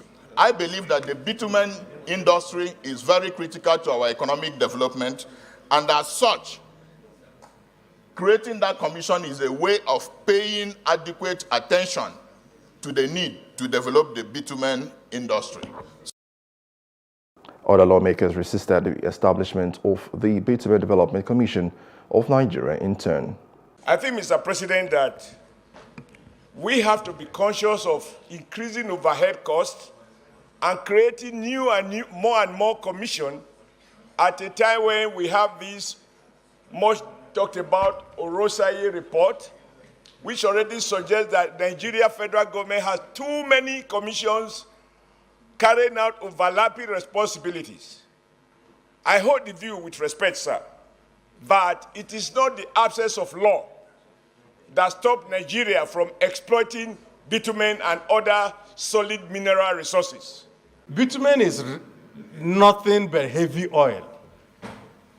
Therefore, I do not think that it is outside the remit of the Petroleum Act for us to create another institution just because of bitumen. It's nothing but heavy oil. It's part of petroleum, which means that all we need to do is to recognize it within our laws and then exploit it in the manner that exploitation is done of all our petroleum resources. The Senate President, Godswill Akpabio, also referred the bill to the Senate Committee on Solid Minerals for further legislative input in 2 weeks.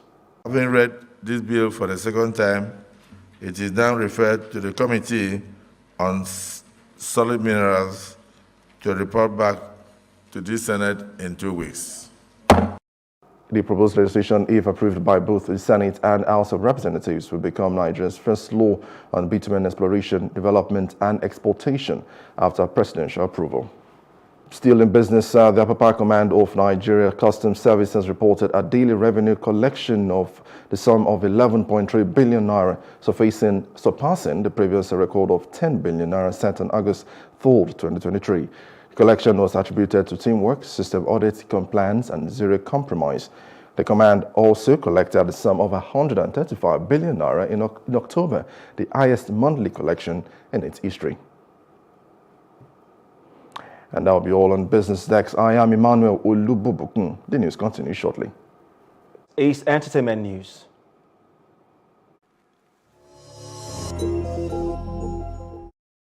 Popular rapper Oladipupo Oladimeji, aka Oladips, who was previously reported to have passed away by his management, has come forward with new evidence to prove that he is alive and well.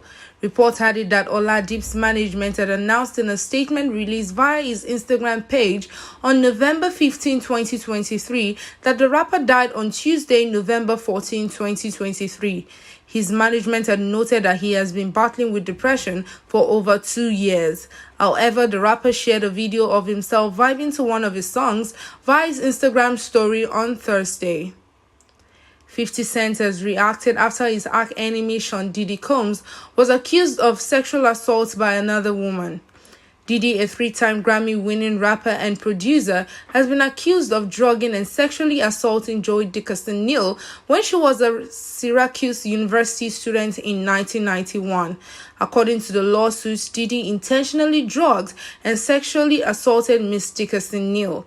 Diddy is also accused of videotaping the alleged crime and distributing the tape to others in the music industry. American actor Jamie Foxx has denied sexual assault allegations after the star was sued over an alleged 2015 incident. In a new lawsuit, the 55-year-old Oscar winner was accused of placing both hands on a woman's waist before proceeding to move them under her top. The plaintiff, identified as Jane Doe, claimed he started rubbing her breast after he pulled her by the arm to the back area of the rooftop at Catch NYC and Roof. The allegations come 7 months after he suffered an unspecified medical emergency in April, which left him hospitalized for months. And now let's join our Sport Desk for some sport news.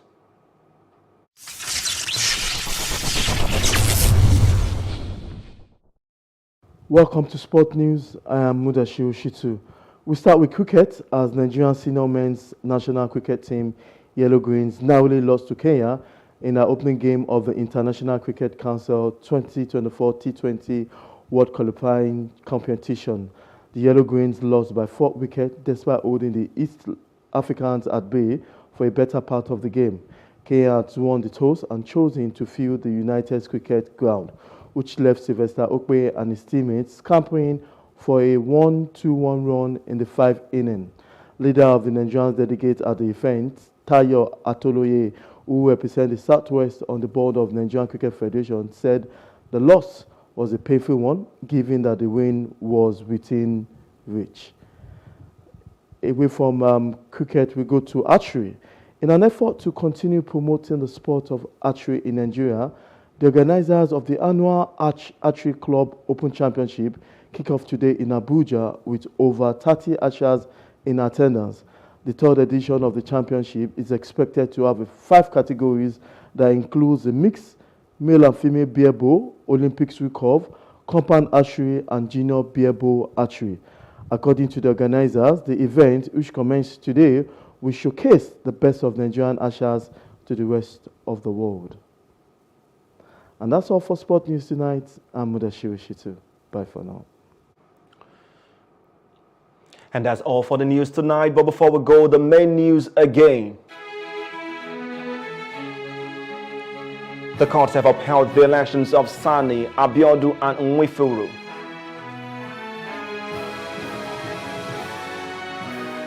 You heard FCT Minister Wike speaking on his field with Governor Fubara.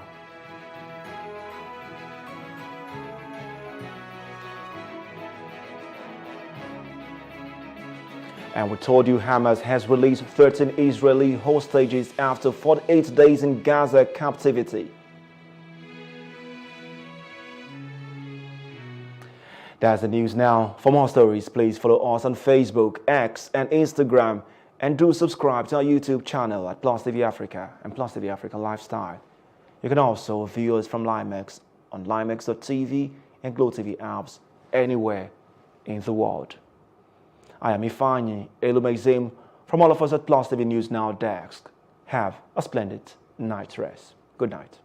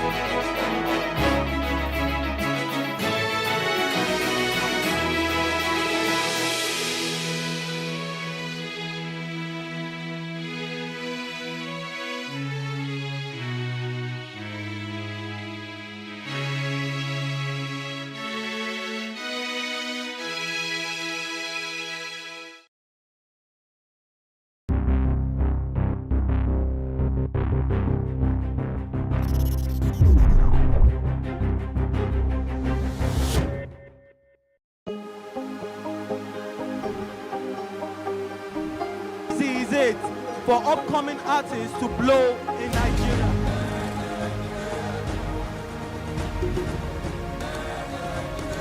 Welcome to Plus Trending. I am Buki November, your host, saying thank you for joining us on today's episode. Welcome back. It's tea time on Plus TV Africa. Practice makes perfect. I'm not perfect yet, but I'm a lot better than I used to be. He's a king. He's entitled to marry 100 if he wants to.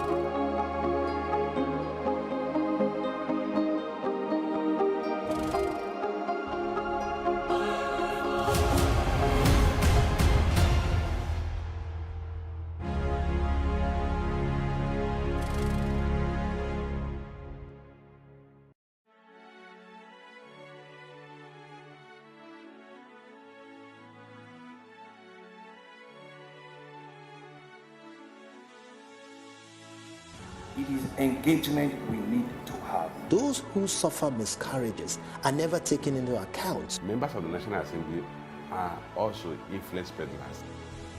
You are sitting on Nigerians' money. From the barbing, I pay my rent. On the barbing, I send my children to school. A consultative engagement. No any tangible notification before they ban us. It's one thing for people to be at your back and the heat of the moment. There's another thing for them to still be with you when push comes to shove.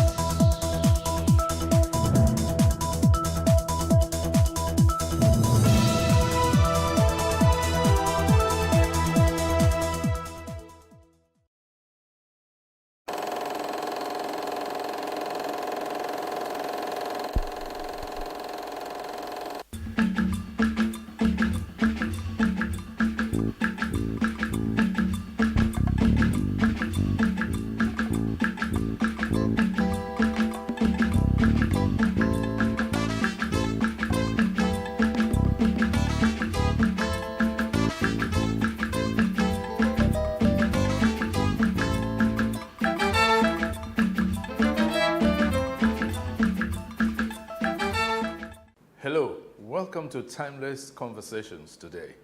My guest is a gentleman who is an epitome of altruism.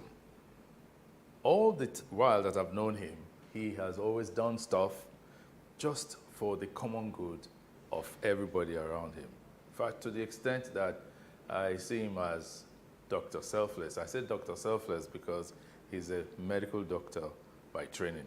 Please welcome with me Dr. Dokun Adedeji. He prefers to be called Dokun Adedeji. That's right. Welcome. Thank you very much. We also call him Papa.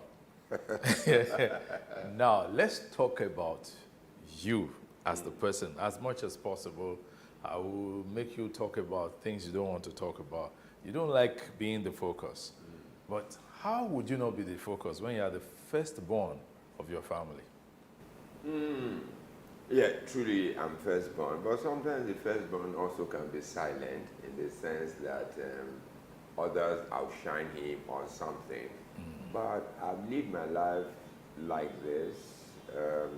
My kid brothers and sisters looking up to me again, and also my parents having so much trust and confidence in my leadership ability over my kids. And I think that has helped me in other things that I've done, I've been able to do. Okay.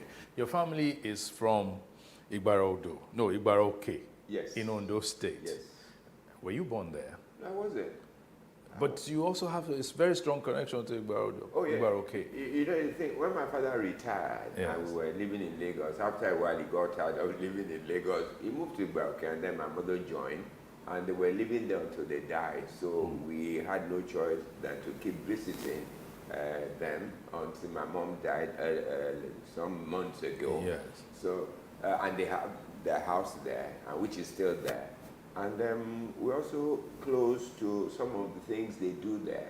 And the current Oba, we're also close to him. So, in a sense, because of my parents, we had to be going regularly, and that was how I got a bit close to Igbaroke. Now, but let's talk about your family life, your early childhood. What did your dad and your mom do that was useful, helpful in turning you guys out the way you have turned out? You know, I like that because I'm beginning to see the effect of how we were brought up and what they did on our own current lives and the way we're trying to live our family lives. My father was a banker until he retired during the Murtala Muhammad, some funny things as we learned. And then my mom actually did not work because my father said her responsibility was us. And she also took it like that until when she decided to work, then she was doing just some trading, got involved in a lot of things. So she had time to be with us. My father too managed to find time to go. And banking then, it's not like today. It's like cutthroat and then all kinds of stuff. My father still had time. So whenever he came back, I remember in those days, we would sit down as a family, we were talking generally about things. And those things that we used to talk about had been some sort of the things that have guided the way we all have grown up. About values, about systems, about how people should connect with other people and how they connected with us and how we saw them connecting with just ordinary people. Okay.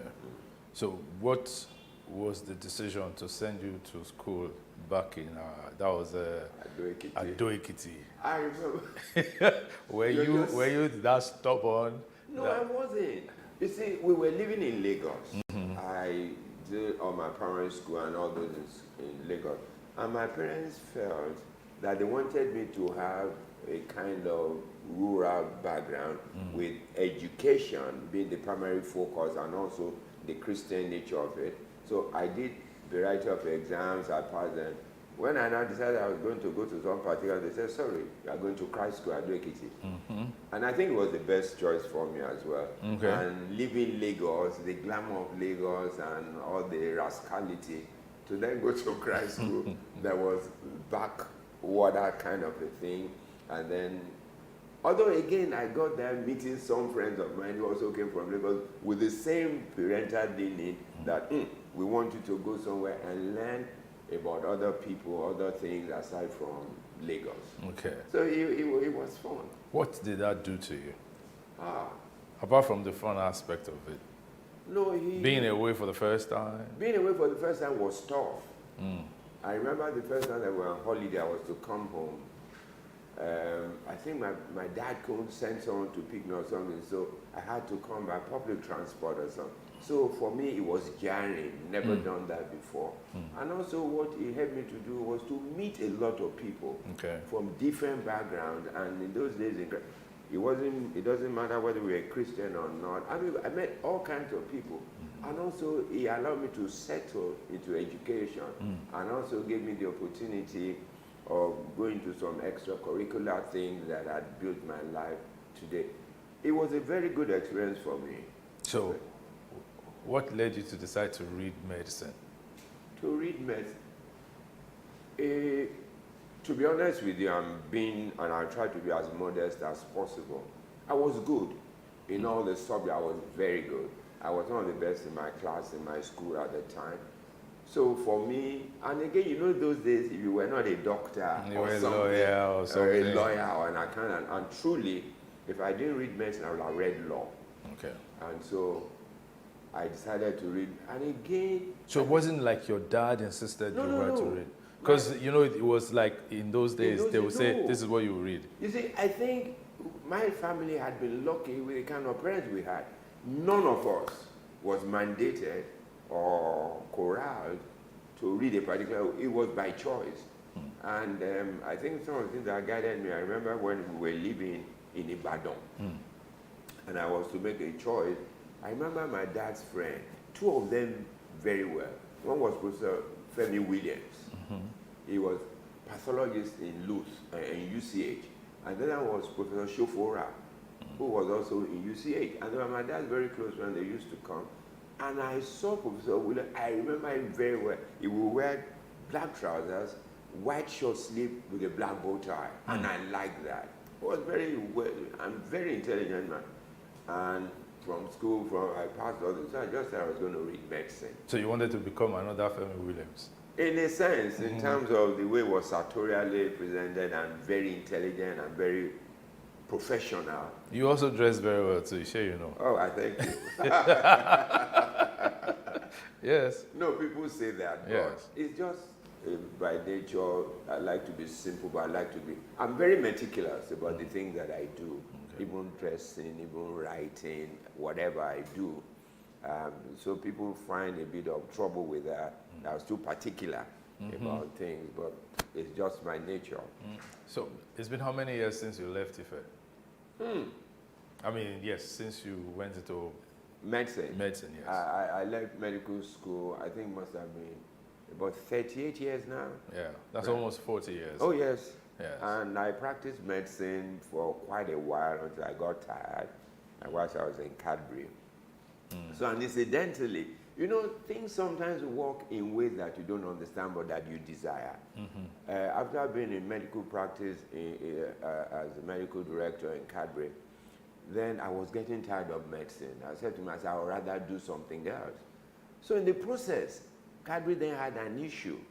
And then the MD then, a white man, thank God for white men, I mean for this reason, he called me and said, we talked about something in the company because of the issue, all the directors had gone, and they want me to move to human resources, to head human resources. I said to him, hey, I'm a doctor.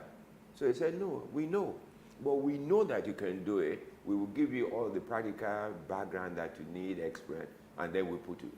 So he said, okay, they'll come in, let me have an interview with the other directors who are white too. I keep mentioning the white thing because I'm not sure if the MD was black or Nigerian, whether they'll give me that opportunity. That's a deep one. Honestly. We will interrogate it. Oh, please, let's do.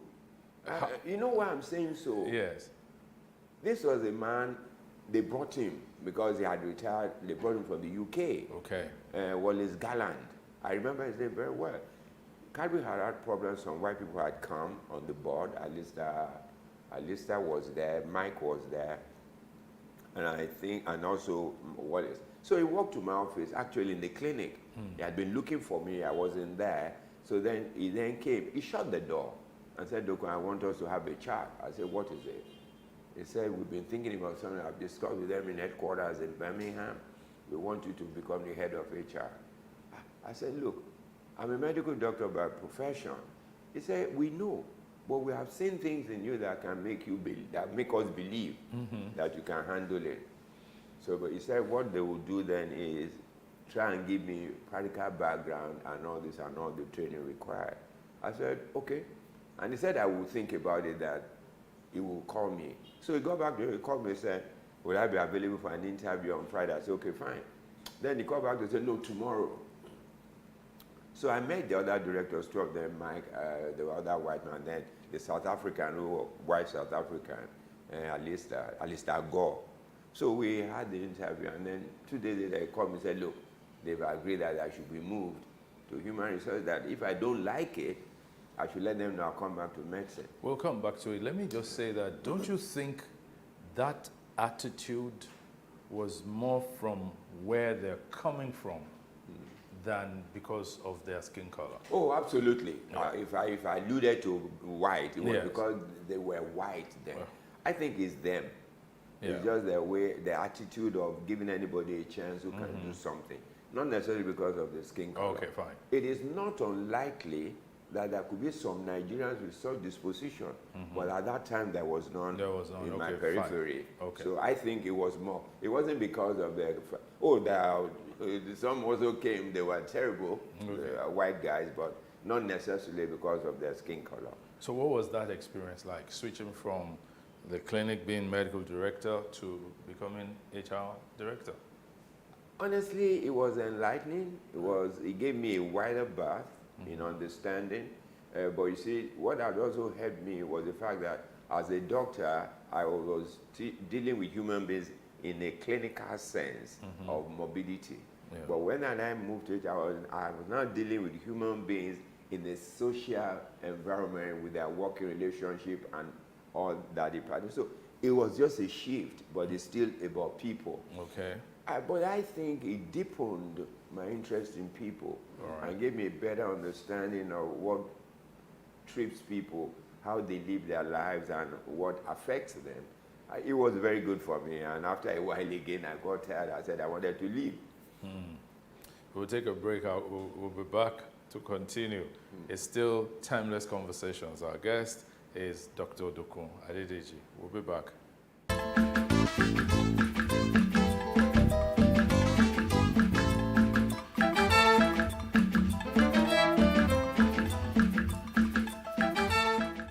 Welcome back to Timeless Conversations with Dokun Adedeji as our guest today. So you were saying you got tired and you thought, let me go. You see, it's an interesting thing about what had happened to me.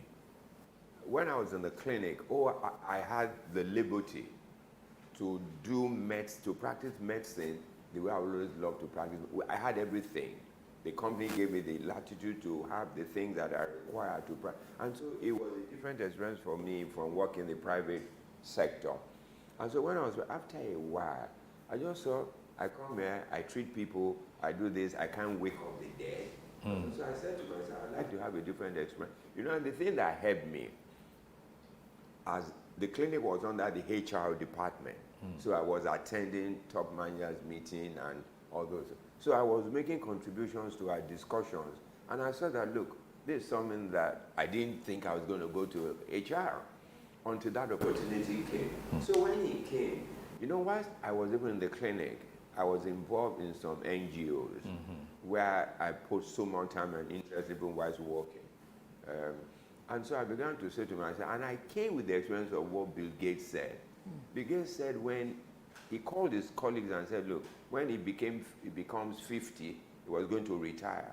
And he began to do other things that gave him satisfaction and opportunities to do other things. So I said to myself, I've worked in the clinic, I've been HR, I've done my bit. I would like to spend the rest of my life doing things for other people and doing things that I enjoy, not necessarily for money, but for satisfaction. And so after a while, I told the company that I would like to leave. So they said, well, I said, I just was tired. There was no way I would become the MD of the company. I mean, going by what I can see, because I'm limited in that scope. And I'd rather now when I can still do stuff, go and do things. And they said, okay, fine. So I left. And since I left, I've been involved in the NGOs that I mentioned that are now I superintend over it. And it gives me absolute satisfaction. And the peace it brings to me, I can't quantify it. So I thought I made the right decision. So it's like you turned the page. Oh, yes. In your life's story. Oh, yes. And decided I'm going to be more into NGO, social service, as it were. Now, the NGO is Christ Against Drug Abuse Ministry. That's CADAM. CADAM. What informed its formation? You know, sometimes, I remember when I won an award, and the chairman of it came, because I won the chairman's award in Cadbury, which was an international award, Cadbury staff worldwide. So the chairman asked me, he said, Doko, what gave you this desire to do this thing? That I said, honestly, I don't know. I just think it's my nature. It's not the same thing. What happened was, I never smoked before, never drank before. One day in church, the pastor just said, look, we're starting a new ministry called Drug Addict Rehabilitation Ministry to cater to the people that have been on drugs, maybe in the hospital at home. They didn't have any intention of turning to anything else, so I joined. So once I was there, it then began, not because of my medical background, but it was just my nature. So when we were there, I began to suggest to people that, look, going to the joints and meeting this addict, just talking to them was not it. They even said to us that, look, we want you to take us out of this and then put us in a place where we can get rehabilitated. That was what began the journey. It was founded by Pastor Deyemi. I think he founded the ministry in 1991.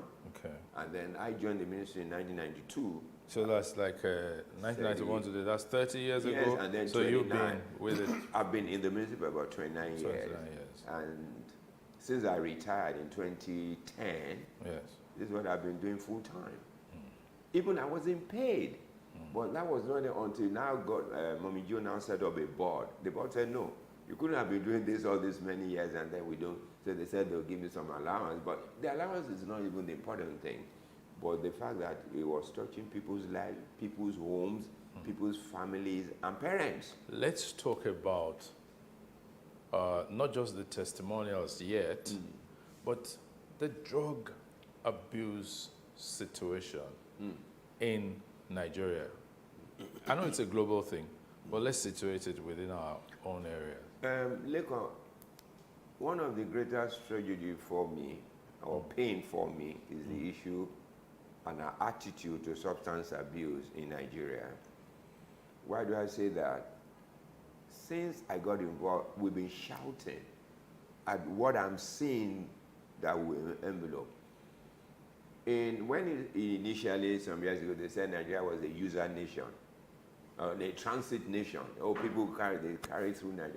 I remember telling one of the top echelons of NDLA, was actually the chairman, and we're joking that then we were even a user nation. Because they didn't believe until 2013, when NDLA finally agreed that we're a user nation. Then I cautioned again, a year or thereafter, that we're not just a user, we're manufacturing. Everybody said, no, no, it can't be. Where am I going to? In 2017, a survey was done by the UNODC. The report came out in 2018. The global average prevalence use of substance abuse globally was 5.6%. In Nigeria at that time was 14.4%, translating to over 14 million Nigerians between ages 15 and 64 that had used drugs the previous year. And let me say this, that survey probably did not take into cognizance people who do it in the office, people who do it socially, these were people they thought that were doing drugs on a regular basis. This year, the country representative of UNODC said that figure is close to 20 million. And you know, the thing that people also need to know is this. Out of every 4 substance use abuse disorders, 1 is a female in Nigeria. The preponderance of use in Nigeria in the population is age 25 to 39, which is the economic productive years of any nation. Yeah. In Nigeria today, over almost 12 million people use cannabis. Marijuana? Marijuana. And I can tell you, Leko, there is no area of this country that does not have a drug joint. Freeze. Marijuana. They say that the marijuana grown in certain parts of Nigeria, right, is the best in the world. When you say is the best in the world, is there any economic opportunities derivable from that? Because I recall that even Governor Akeredolu is calling for the legalization of marijuana production. You know why I'm laughing? Incidentally, Governor Akeredolu and I were classmates at Ayetoro. Yes. We're very good friends. He knows this is what I do. I disagree with him completely. You see, anybody who talks about legalization of marijuana are blinded to some facts. We know, as a matter of fact, that the marijuana grown in Nigeria, the component THC component, that is the terrible one that affects the mental and disturbs people, is very high. You see, the marijuana grown abroad for the legal uses are modified. So they're modified to the extent that the THC component is not as heavy as it is here. To say that the best in Nigeria is a fallacy. Nigeria is the 5th highest producer of marijuana in the world. Now, the thing about this is, we are not in a state yet, and I don't know when we can get there, when we can sort of decide that this is what we use marijuana for. So legalizing it will be a tragedy. It will take us down slope. And I'm glad that General Marwa has spoken against it, as many of us are against it. We need to be very careful. Yes, economic benefits are there, because we know that within marijuana, there are over 100 and something substances or compounds in it. And some of them are used in the manufacturing, they're used in building, they're used in hair industry, hair production, beauties and all those things. They're also used in medicine. But one thing that people forget, even the medical marijuana is not an answer to many of the conditions we use them for. In infantile epilepsy, for instance, which sometimes is used, it is not everyone that has infantile epilepsy that benefits from marijuana. And we have also known that regular drugs that are used for those conditions are far more efficacious than even marijuana. Trying to legalize it and under the guise of the legal use is just to make it into something that becomes acceptable if we're not careful. Marijuana will join the class of socially acceptable substances like alcohol and cigarette, and it's becoming like that in Nigeria surreptitiously. Yes. Because a lot of people use marijuana. And you know, one thing that I'd like to say is this. There are varieties of marijuana, various ones that people are now using in Nigeria. They call it loud, they call it Arizona, they call it Colorado. They are not marijuana at all. What about the one they call skunk? Skunk is different. Okay. Skunk is, let me take that and then I'll go back. Yeah. Skunk is a combination of marijuana, dry leaves of pawpaw, and then cocaine. That is why when people begin to use skunk, they begin to have a tendency towards addiction because of the cocaine element. Okay. And then they all, you see, and it's more expensive. They give a reason to say, well, because it's higher in potentiality, and that's why people use it, and it's more expensive than ordinary marijuana. Maybe ordinary marijuana, 5 rounds may cost about 100 naira or thereabout. But skunk, a pinch of skunk may cost you 2,000 or thereabout. But if I go back to Colorado and Arizona, we know that in those substances, which is not marijuana in itself, the marijuana component of them is about 10 to 11%. The rest is made of chemicals and herbs. And that is why when you see people use it, they can go berserk. They begin to, it is the element, it is not the marijuana because it's very low. It is the chemical component. There are synthetic marijuanas And that is what is common to them. Why people use them is because the smell does not have the peculiar smell of marijuana. So if you use it at home, parents may not know. But what brings it out is the effects and consequences. And those are things, we need to do something about the substance. You know, you said that marijuana, unfortunately, was becoming, or sadly, was becoming surreptitiously a socially acceptable drug. I recall that growing up, joints where they sold or smoked marijuana were not very much welcome within residential areas, right? But these days, sadly, people smoke marijuana on the street, openly, even people in uniform. You know, you see, the thing is, dealing with the issue of substance abuse in Nigeria needs strategic thinking and implementation. And to be honest with you, I'm glad that General Marwa has come to become the chairman of NDLEA. He was chairman of PASIDA, and in the process, he met with a lot of stakeholders. So he had a very good understanding of what the issues are. And I think it's beginning to unfold. My fear is, I hope they give there's a political will to help him, and also the resources. In the sense that one of the things we must begin to do in Nigeria is look at the NDLEA proper. The law setting it up has to be reviewed, in my own understanding. Is too omnibus. What they expect to do, this. If we don't begin to particularize their area of attention, yes, it's good. They can be doing the interdiction, catching people and all the rest. But we need to place emphasis on demand reduction. If we don't do that, because one of the things that the Europeans have understood is this: they give us a lot of gadgets to catch people at the airport. You can't carry the drug. So what happens to the drug that doesn't go out? They get domesticated. And if they get domesticated, it allows accessibility and availability on different scales. So people can get it, they can use it. So the thing we must begin to look at now is, how do we look at this thing? As you said, I doubt if you walk down this whether you won't find where you can buy it. And it's not limited to motor. You see, the wrong impression we've always had. We thought people who do drugs are motor park boys, rascals. Is not true. Big people, I mean, some experiences we are seeing lately have shown us that big people do. If you want to see some of these things in some areas of secluded areas of Lagos, highbrow areas, is to watch during break time.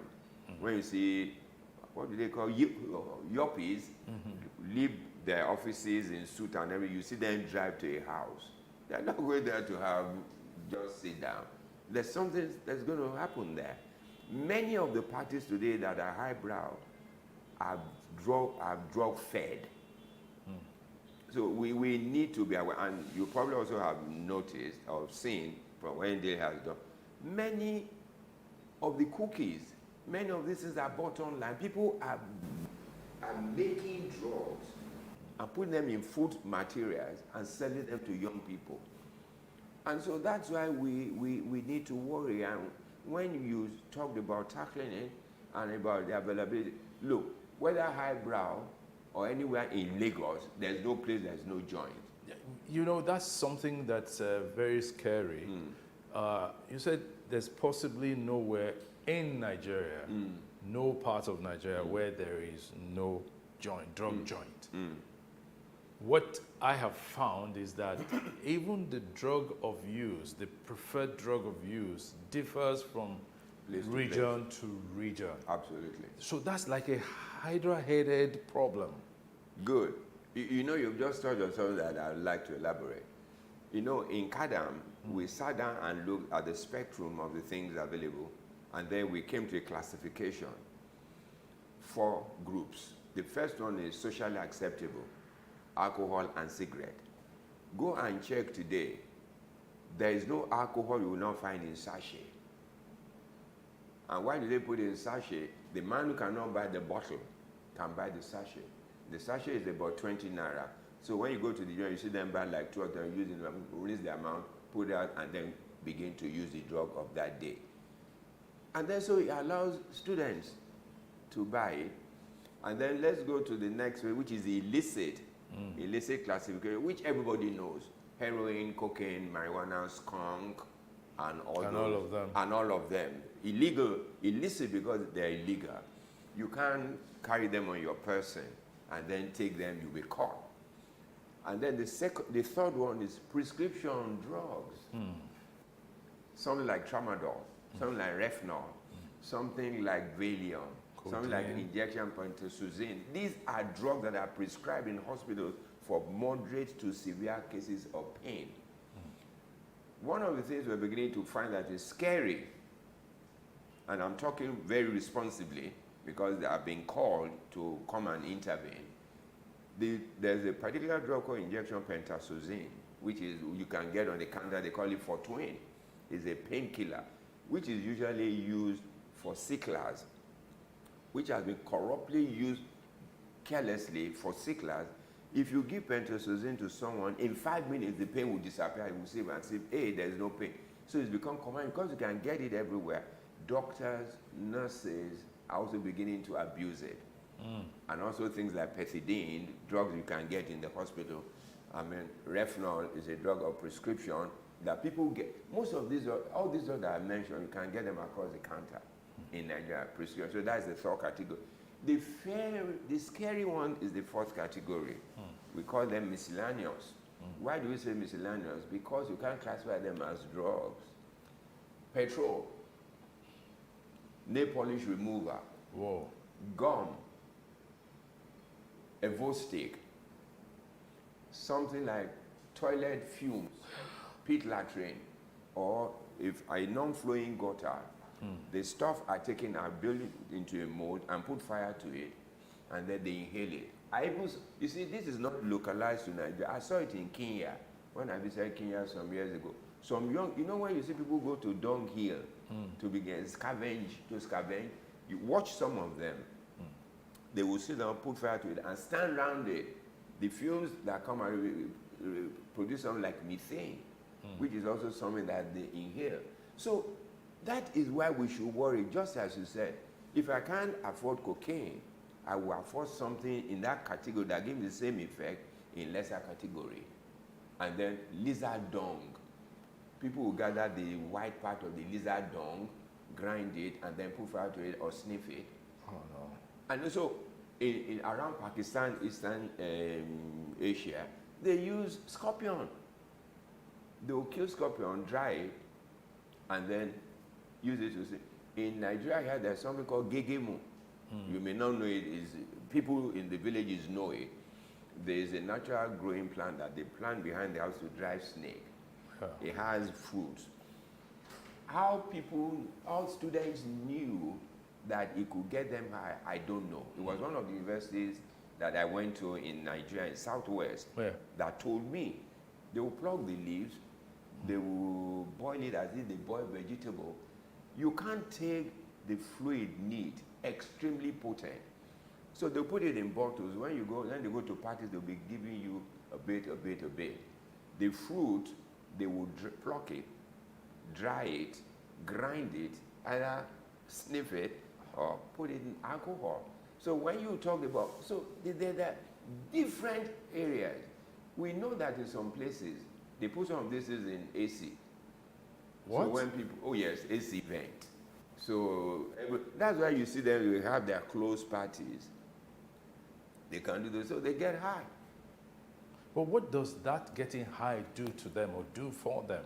It's a, I will call it an escape mechanism without them knowing it. Because what they mean is, when I do this, truly, there's a high that comes with sniffing or taking this thing. And the high is ephemeral. What do I mean by that? You take it, it makes you feel, oh, I'm on top of the world. Your problems, your pain seem to disappear. But it's like a Mexican story. A man carried a lot of load on his head. And he said, let me rest. He put it and he sleeps. And when he wakes up, what does he do? He picks up his load. It's the same thing with addiction. It gives a kind of freedom. I've taken it, I feel high. But the problem you are running away from, they don't disappear because you take in something. No. When you wake up, you pick up your problem. Right away. So unless people begin, you see, there's a lot of work to do if you're getting people to understand why they should not get high at all. I'll come back to that. Lot of work to do. Let's just take a short break now, and then we'll continue. We're going on a break now.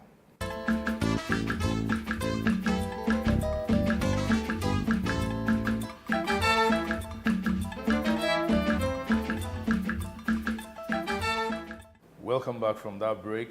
It's still Timeless Conversations with Dokun Adedeji, my guest. Yes, we're talking about drug abuse, the prevalence of drug abuse, and you were alluding to how it is so widespread, the 4 categories. What's the way out?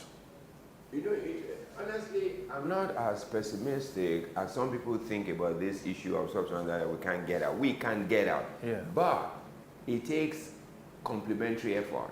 And for us to understand that it is not NDLA stuff or NAFDAC stuff alone, you know. Okay. It's about all of us. And I'll tell you how and why. To start drugs, many times we find out it starts from the home. I'm not saying that every home that has a problem, their children will take drugs. No. But it gives them there's something. There's something. There's that a gravitation. Absolutely, that then pushes them to take it. The thing is, primarily, that I say today is parents must be parents again. You and I grew up in a society that it takes a village to train a child. Yeah. Your neighbor can first of all push you by the ears and bring you to your parents. No, flog you mean? And flog you. Yes. And then still bring you to your parents and parents And will they'll flog you you. again. Yes. It doesn't happen today. Yeah. Parents go to schools to beat up teachers. What are you telling the child? He can get away with blue murder.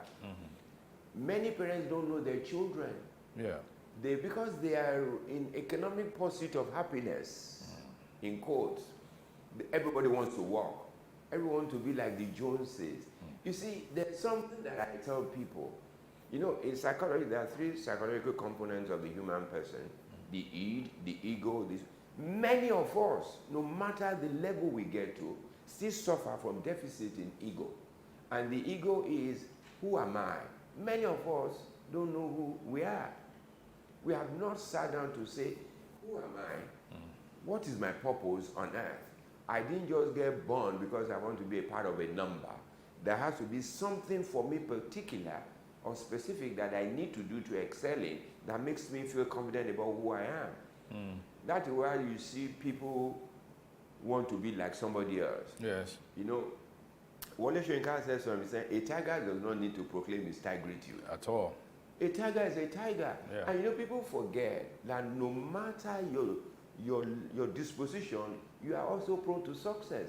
There are very good barbers, very good tailors, very good different things, but the society has shifted focus. And generally we all have lost focus, even the church. What does the church talk about today? Money. Prosperity. Prosperity. How can you prosper when you have not labored? And then the kind of teaching that the Bible says is not the application of what the pastors say today. Oh no, you actually you hear church members say that, oh, that brother is driving a Mercedes-Benz. I claim it. Claim what? Claim what? Why? Did you claim the problems that came with it? With it? And do you know how he got his Benz? Yes. You know, until we train our children, as I said to you, my father used to sit with us and talk. My father never talked about money. Money is good, but he talked about values. And you see, I think Yoruba say when you are on the road, you are pursuing money or something, and you meet honor on the road. Yes, no. So you better take the honor. You better take the honor because money will come with the honor. Yeah. But you see, we are pursuing money at the detriment of honor and value. What is wrong with our society today? Look at it. We blame the young people for this. It's not true. What did they see? What examples? Who are the role models for our young people today? Absent. The people they see are the hooligans that the media will promote, put them on pages and flash them up. Yeah. Do they talk about people like Dr. Korade? Yeah. Do they talk about the lady who found money at the airport and returned it. Returned it, yeah. Or there was a boy I read lately in Uniben who did something, and the dean had to recognize it. The guy couldn't pay his school fees. He found money. He returned it that would have paid the school fees. Do we talk about them? Does social media carry those kind of stories? Yeah. No. We carry the story of somebody who just, all these Yahoo boys. Yes. Somebody who came into huge money, Money. all of a sudden. All of a sudden. Yeah. And then nobody, even parents. don't. So when you look at the issue of drug, it's all those things. So if we're going to deal with it, we have to deal with it in a manner that parents understand what their roles are, and then the society also knows. You know, the problem with society is we're too quick to judge. We never give second chances to people.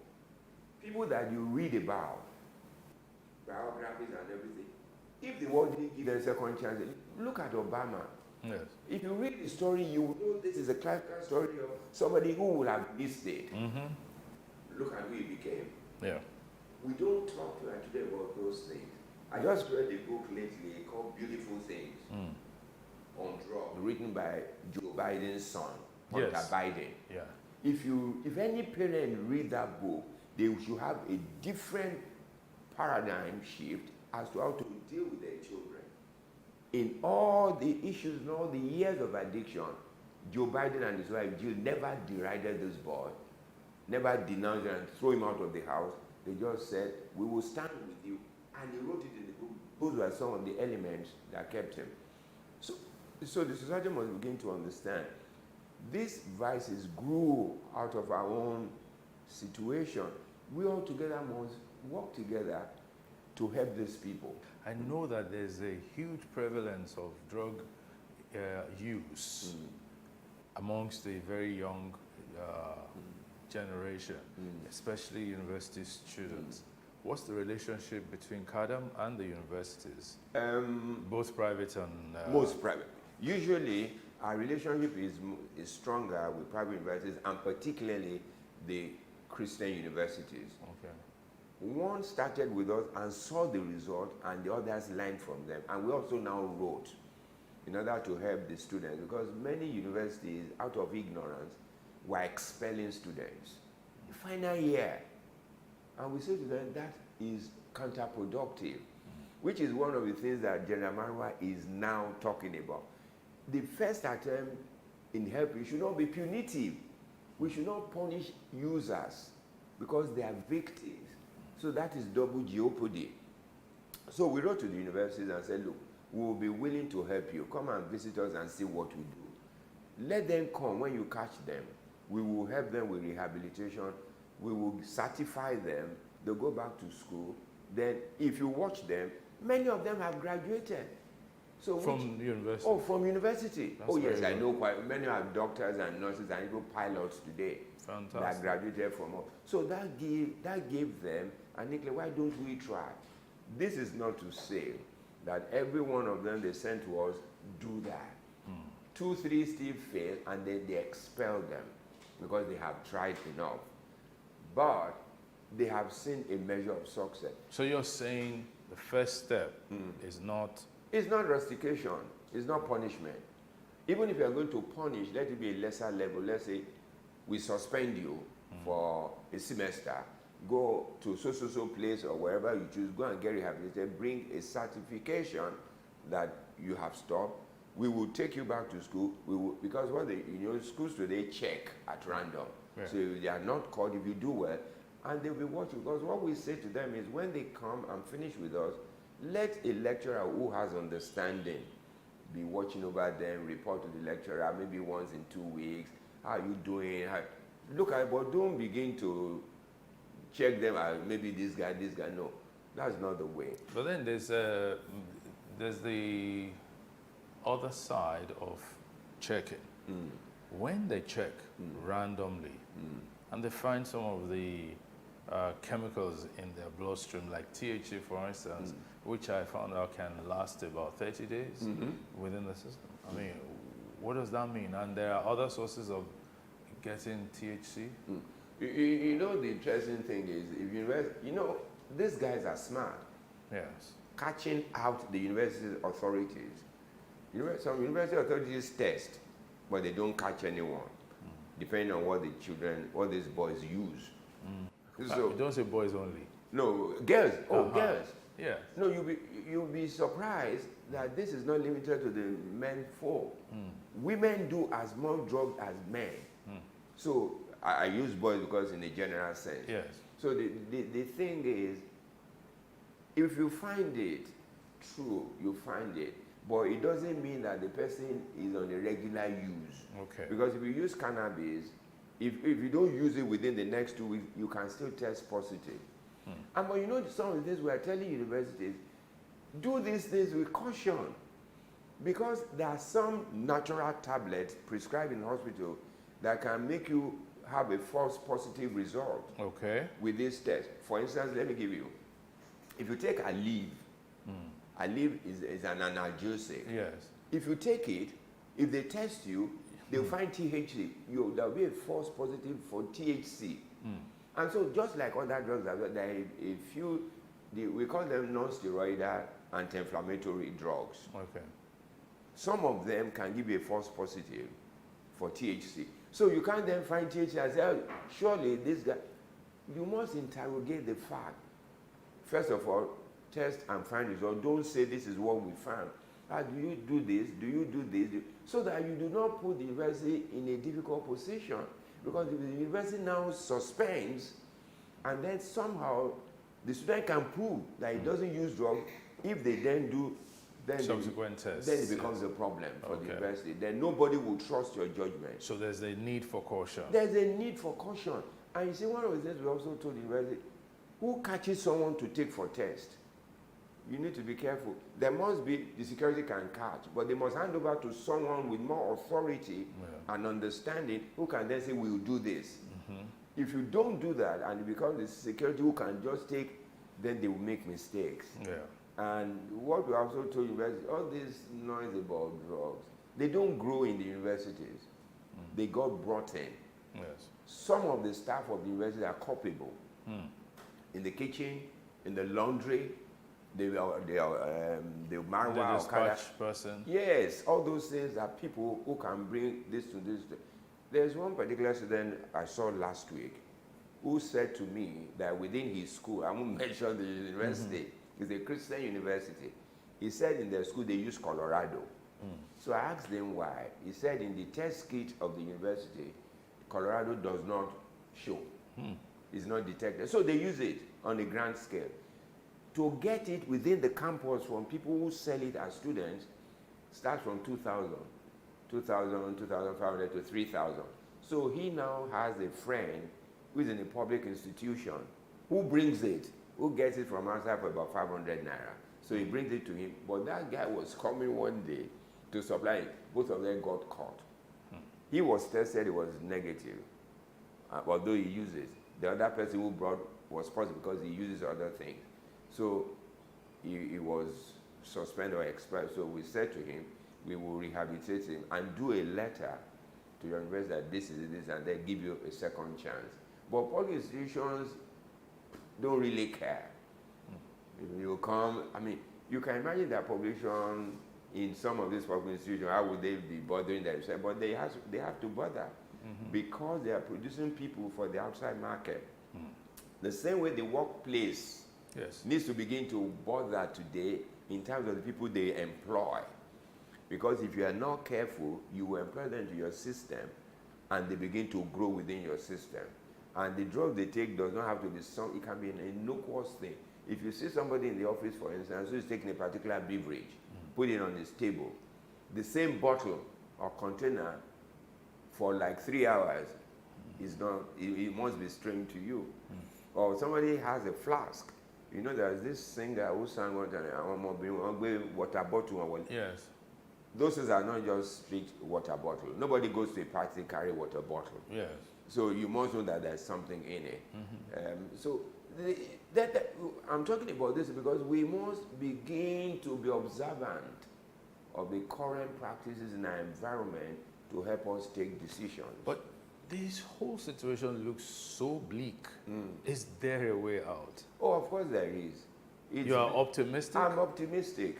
Look, let me tell you my basis for optimism, particularly now. Yes. And I must confess, having met General Marwa and worked with him a bit, I have a feeling, I'm strongly optimistic that if he is allowed to take the time and strategy as he wants to do, with the available resources, and then with his motivating his work staff, we will get results. It will be, but it's not a sprint, it's a marathon. What do I mean by that? It won't happen by magic. It will happen because we join up to work with him, and it's every facet. You said something the other time in questioning me.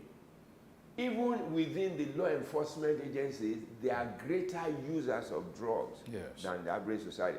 I've been to joints where I saw them in uniform, take off their cap and they're shacking up. And that's why we have those accidents at the checkpoints and all those things. The custom must be involved in the interdiction. You know when people import, was it end of last year, somebody imported some containers of tramadol. If they were not caught at the port, they would have gone. When they said the number of tablets counted, if they were distributed across every Nigerian, each of us will have 2 to 3 tablets. You can then know the magnitude. But I can show you, if that thing had walked past them, within 2 weeks they'll be importing another set. Another one, So each component of society, you know, I mentioned parents, I mentioned schools, I mentioned the workplace, then the church. And the mosque too. And the mosque, the religious body. You know why I'm particular about religious bodies? They see a lot more people than any component of our society. So if the pastors know about drugs, they talk about, not in a judgmental sense, oh, if you take drugs, you go to hell. You are making the boys continue to take. Something has to take me to somewhere. Don't use that. We must use love and empathy and drive it home. And when they come to talk to us, it must be confidentially maintained. They might even say, don't tell my parents. Then don't call their parents, because their parents give you shoes when they travel. You call them money. Then you destroy. And the others will never tell you stop. It cuts across. The confidentiality must cut across every facet of the society. The church, the workplace, the schools, and everything. Now, to ask you a final question, how is CADAM funded? I thank you for asking me. It is one of the most difficult aspects of our operation. And I must say this, if not for Mommy Gio, we would be struggling like anything. She visited us and saw our center in the rudimentary stage when we were. She said, and this is a rehab center. No wonder when I tell people to come, they don't want to come. They say Bujero, and that is like a ship pen. Yes, so like, I said, Mommy, but what will we do? We've talked to everyone that we can talk to, no help. She then left, then called me. That was how she began to release money to us until we built a good center. She then spoke I should come there. I haven't been there in a while. Oh, you should come. And one of the things I even want to do, interest big Nigerians. Let them come and visit. Then they can take a decision how they can help us. Not necessarily if they want to give money. They can build certain centers. They can give us equipment. They can give us vehicles. The things that we need. They don't have to give us money, so they don't say some people want to chop their money. But it's a place for people to visit. Even when people want to have ceremonies like a poker birthday, they can say, every fund from it I give to this center, or come and help us. But finance is a major issue. The church gives us money, which today is like what we use to pay salaries to buy food, because the program is free. The program in Ekpe is free. We don't charge a dime for it, and they spend a year. We house them, we clothe them, we treat them, we do all those, so we feed them. So we need help. If we get help, we'll be on top of it, we will do much more. So, call for help. Call for help. Talk to the people. I wish today, if anybody watches this, you go to our website, www.cadamonline.org. No, sorry, www.cadam.org.ng. That's our website. And then our phone number is 0817-103, I think 9895. Our office is in Ikeja. Agidingbe, 5 Yusuf Close, off Sadiku Street, off Amara, behind Zenith Bank. Come and visit with us. If you come, you talk to us, we'll take you to visit. You will see these people in flesh. You see the faces of addiction. And then you can see there is hope. That's why I'm happy. And I'm pleased to say to you that it's not all bleak. It looks bleak today, but there's light at the end of the tunnel. Thank you very much, Doc. Thank you. Papa. Thank you so much. My guest today on Timeless Conversations has been Dr. Dokun Adedeji, an altruistic person, totally selfless. It's been a pleasure having you.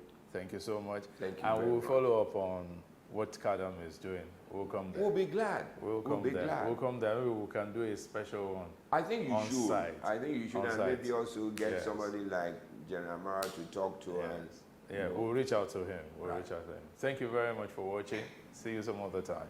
Bye.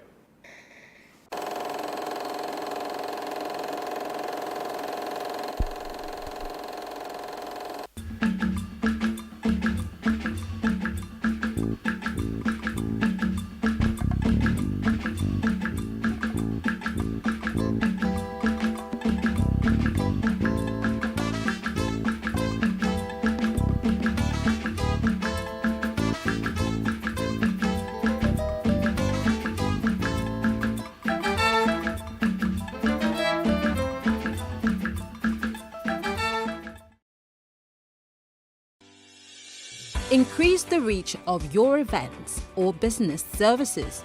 To advertise on Plus TV Africa, please call 0906 000 5719 or 0909 040 8408 or send an email to marketing@plustvafrica.com. Plus TV Africa. Big stories live here.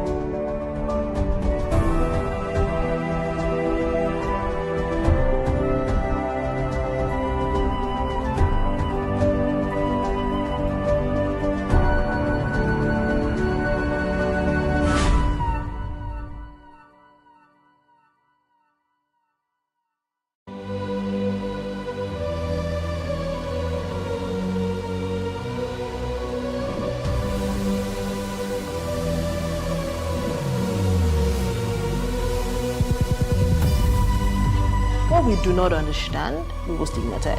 What you can see is the remaining of the tanker that exploded. The suspect equally confessed.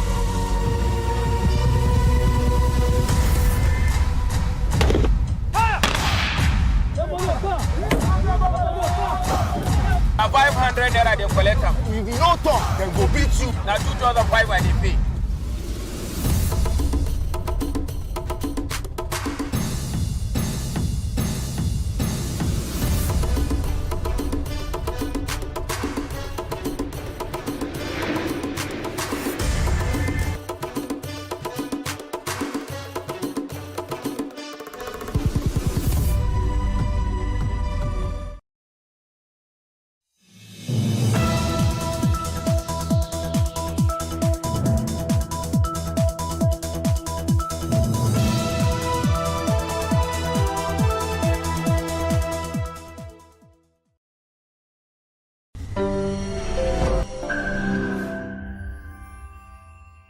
Hello and welcome to One on One. My name is Fumi Onajefe, and today we'll be talking about road safety in Nigeria.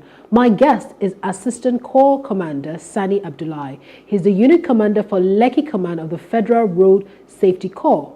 He has an MSc in Defense and Strategic Studies from the Nigerian Defense Academy, Kaduna, and BSc in Political Science from the University of Abuja. He has experience in the FRC. He has served in various positions in the Corps, including Staff Officer Operations, Head of Protocol Unit at Kaduna State Sector Command, and media assistant to Corps Marshal. He has been the unit commander for the Lekki Unit Command since August 2021. Welcome with me.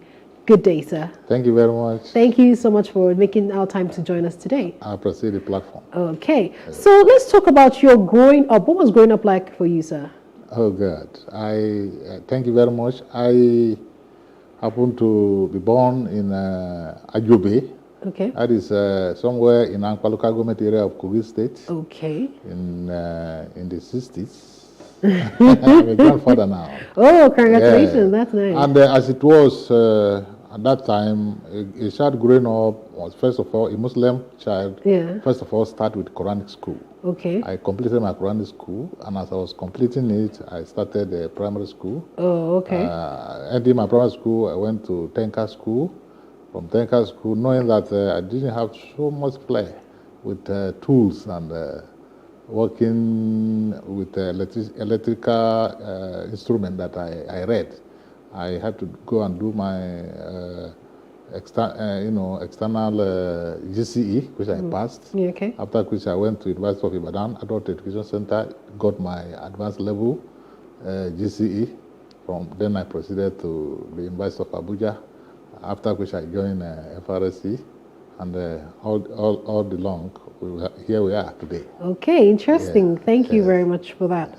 So let's talk about, so every time Road Safety Corps or, you know, policeman or even LASMA, but usually it's the Road Safety Corps members that check my car. So I have a fire extinguisher, I have a C caution. Well, they usually let me go when they just check my papers, really. Okay. But I just wanted to find out, is there any other thing, even if the Road Safety Corps member is not checking for it in your car, what are the essentials that a car owner should have, whether a commercial bus driver or a private car owner? What should they have?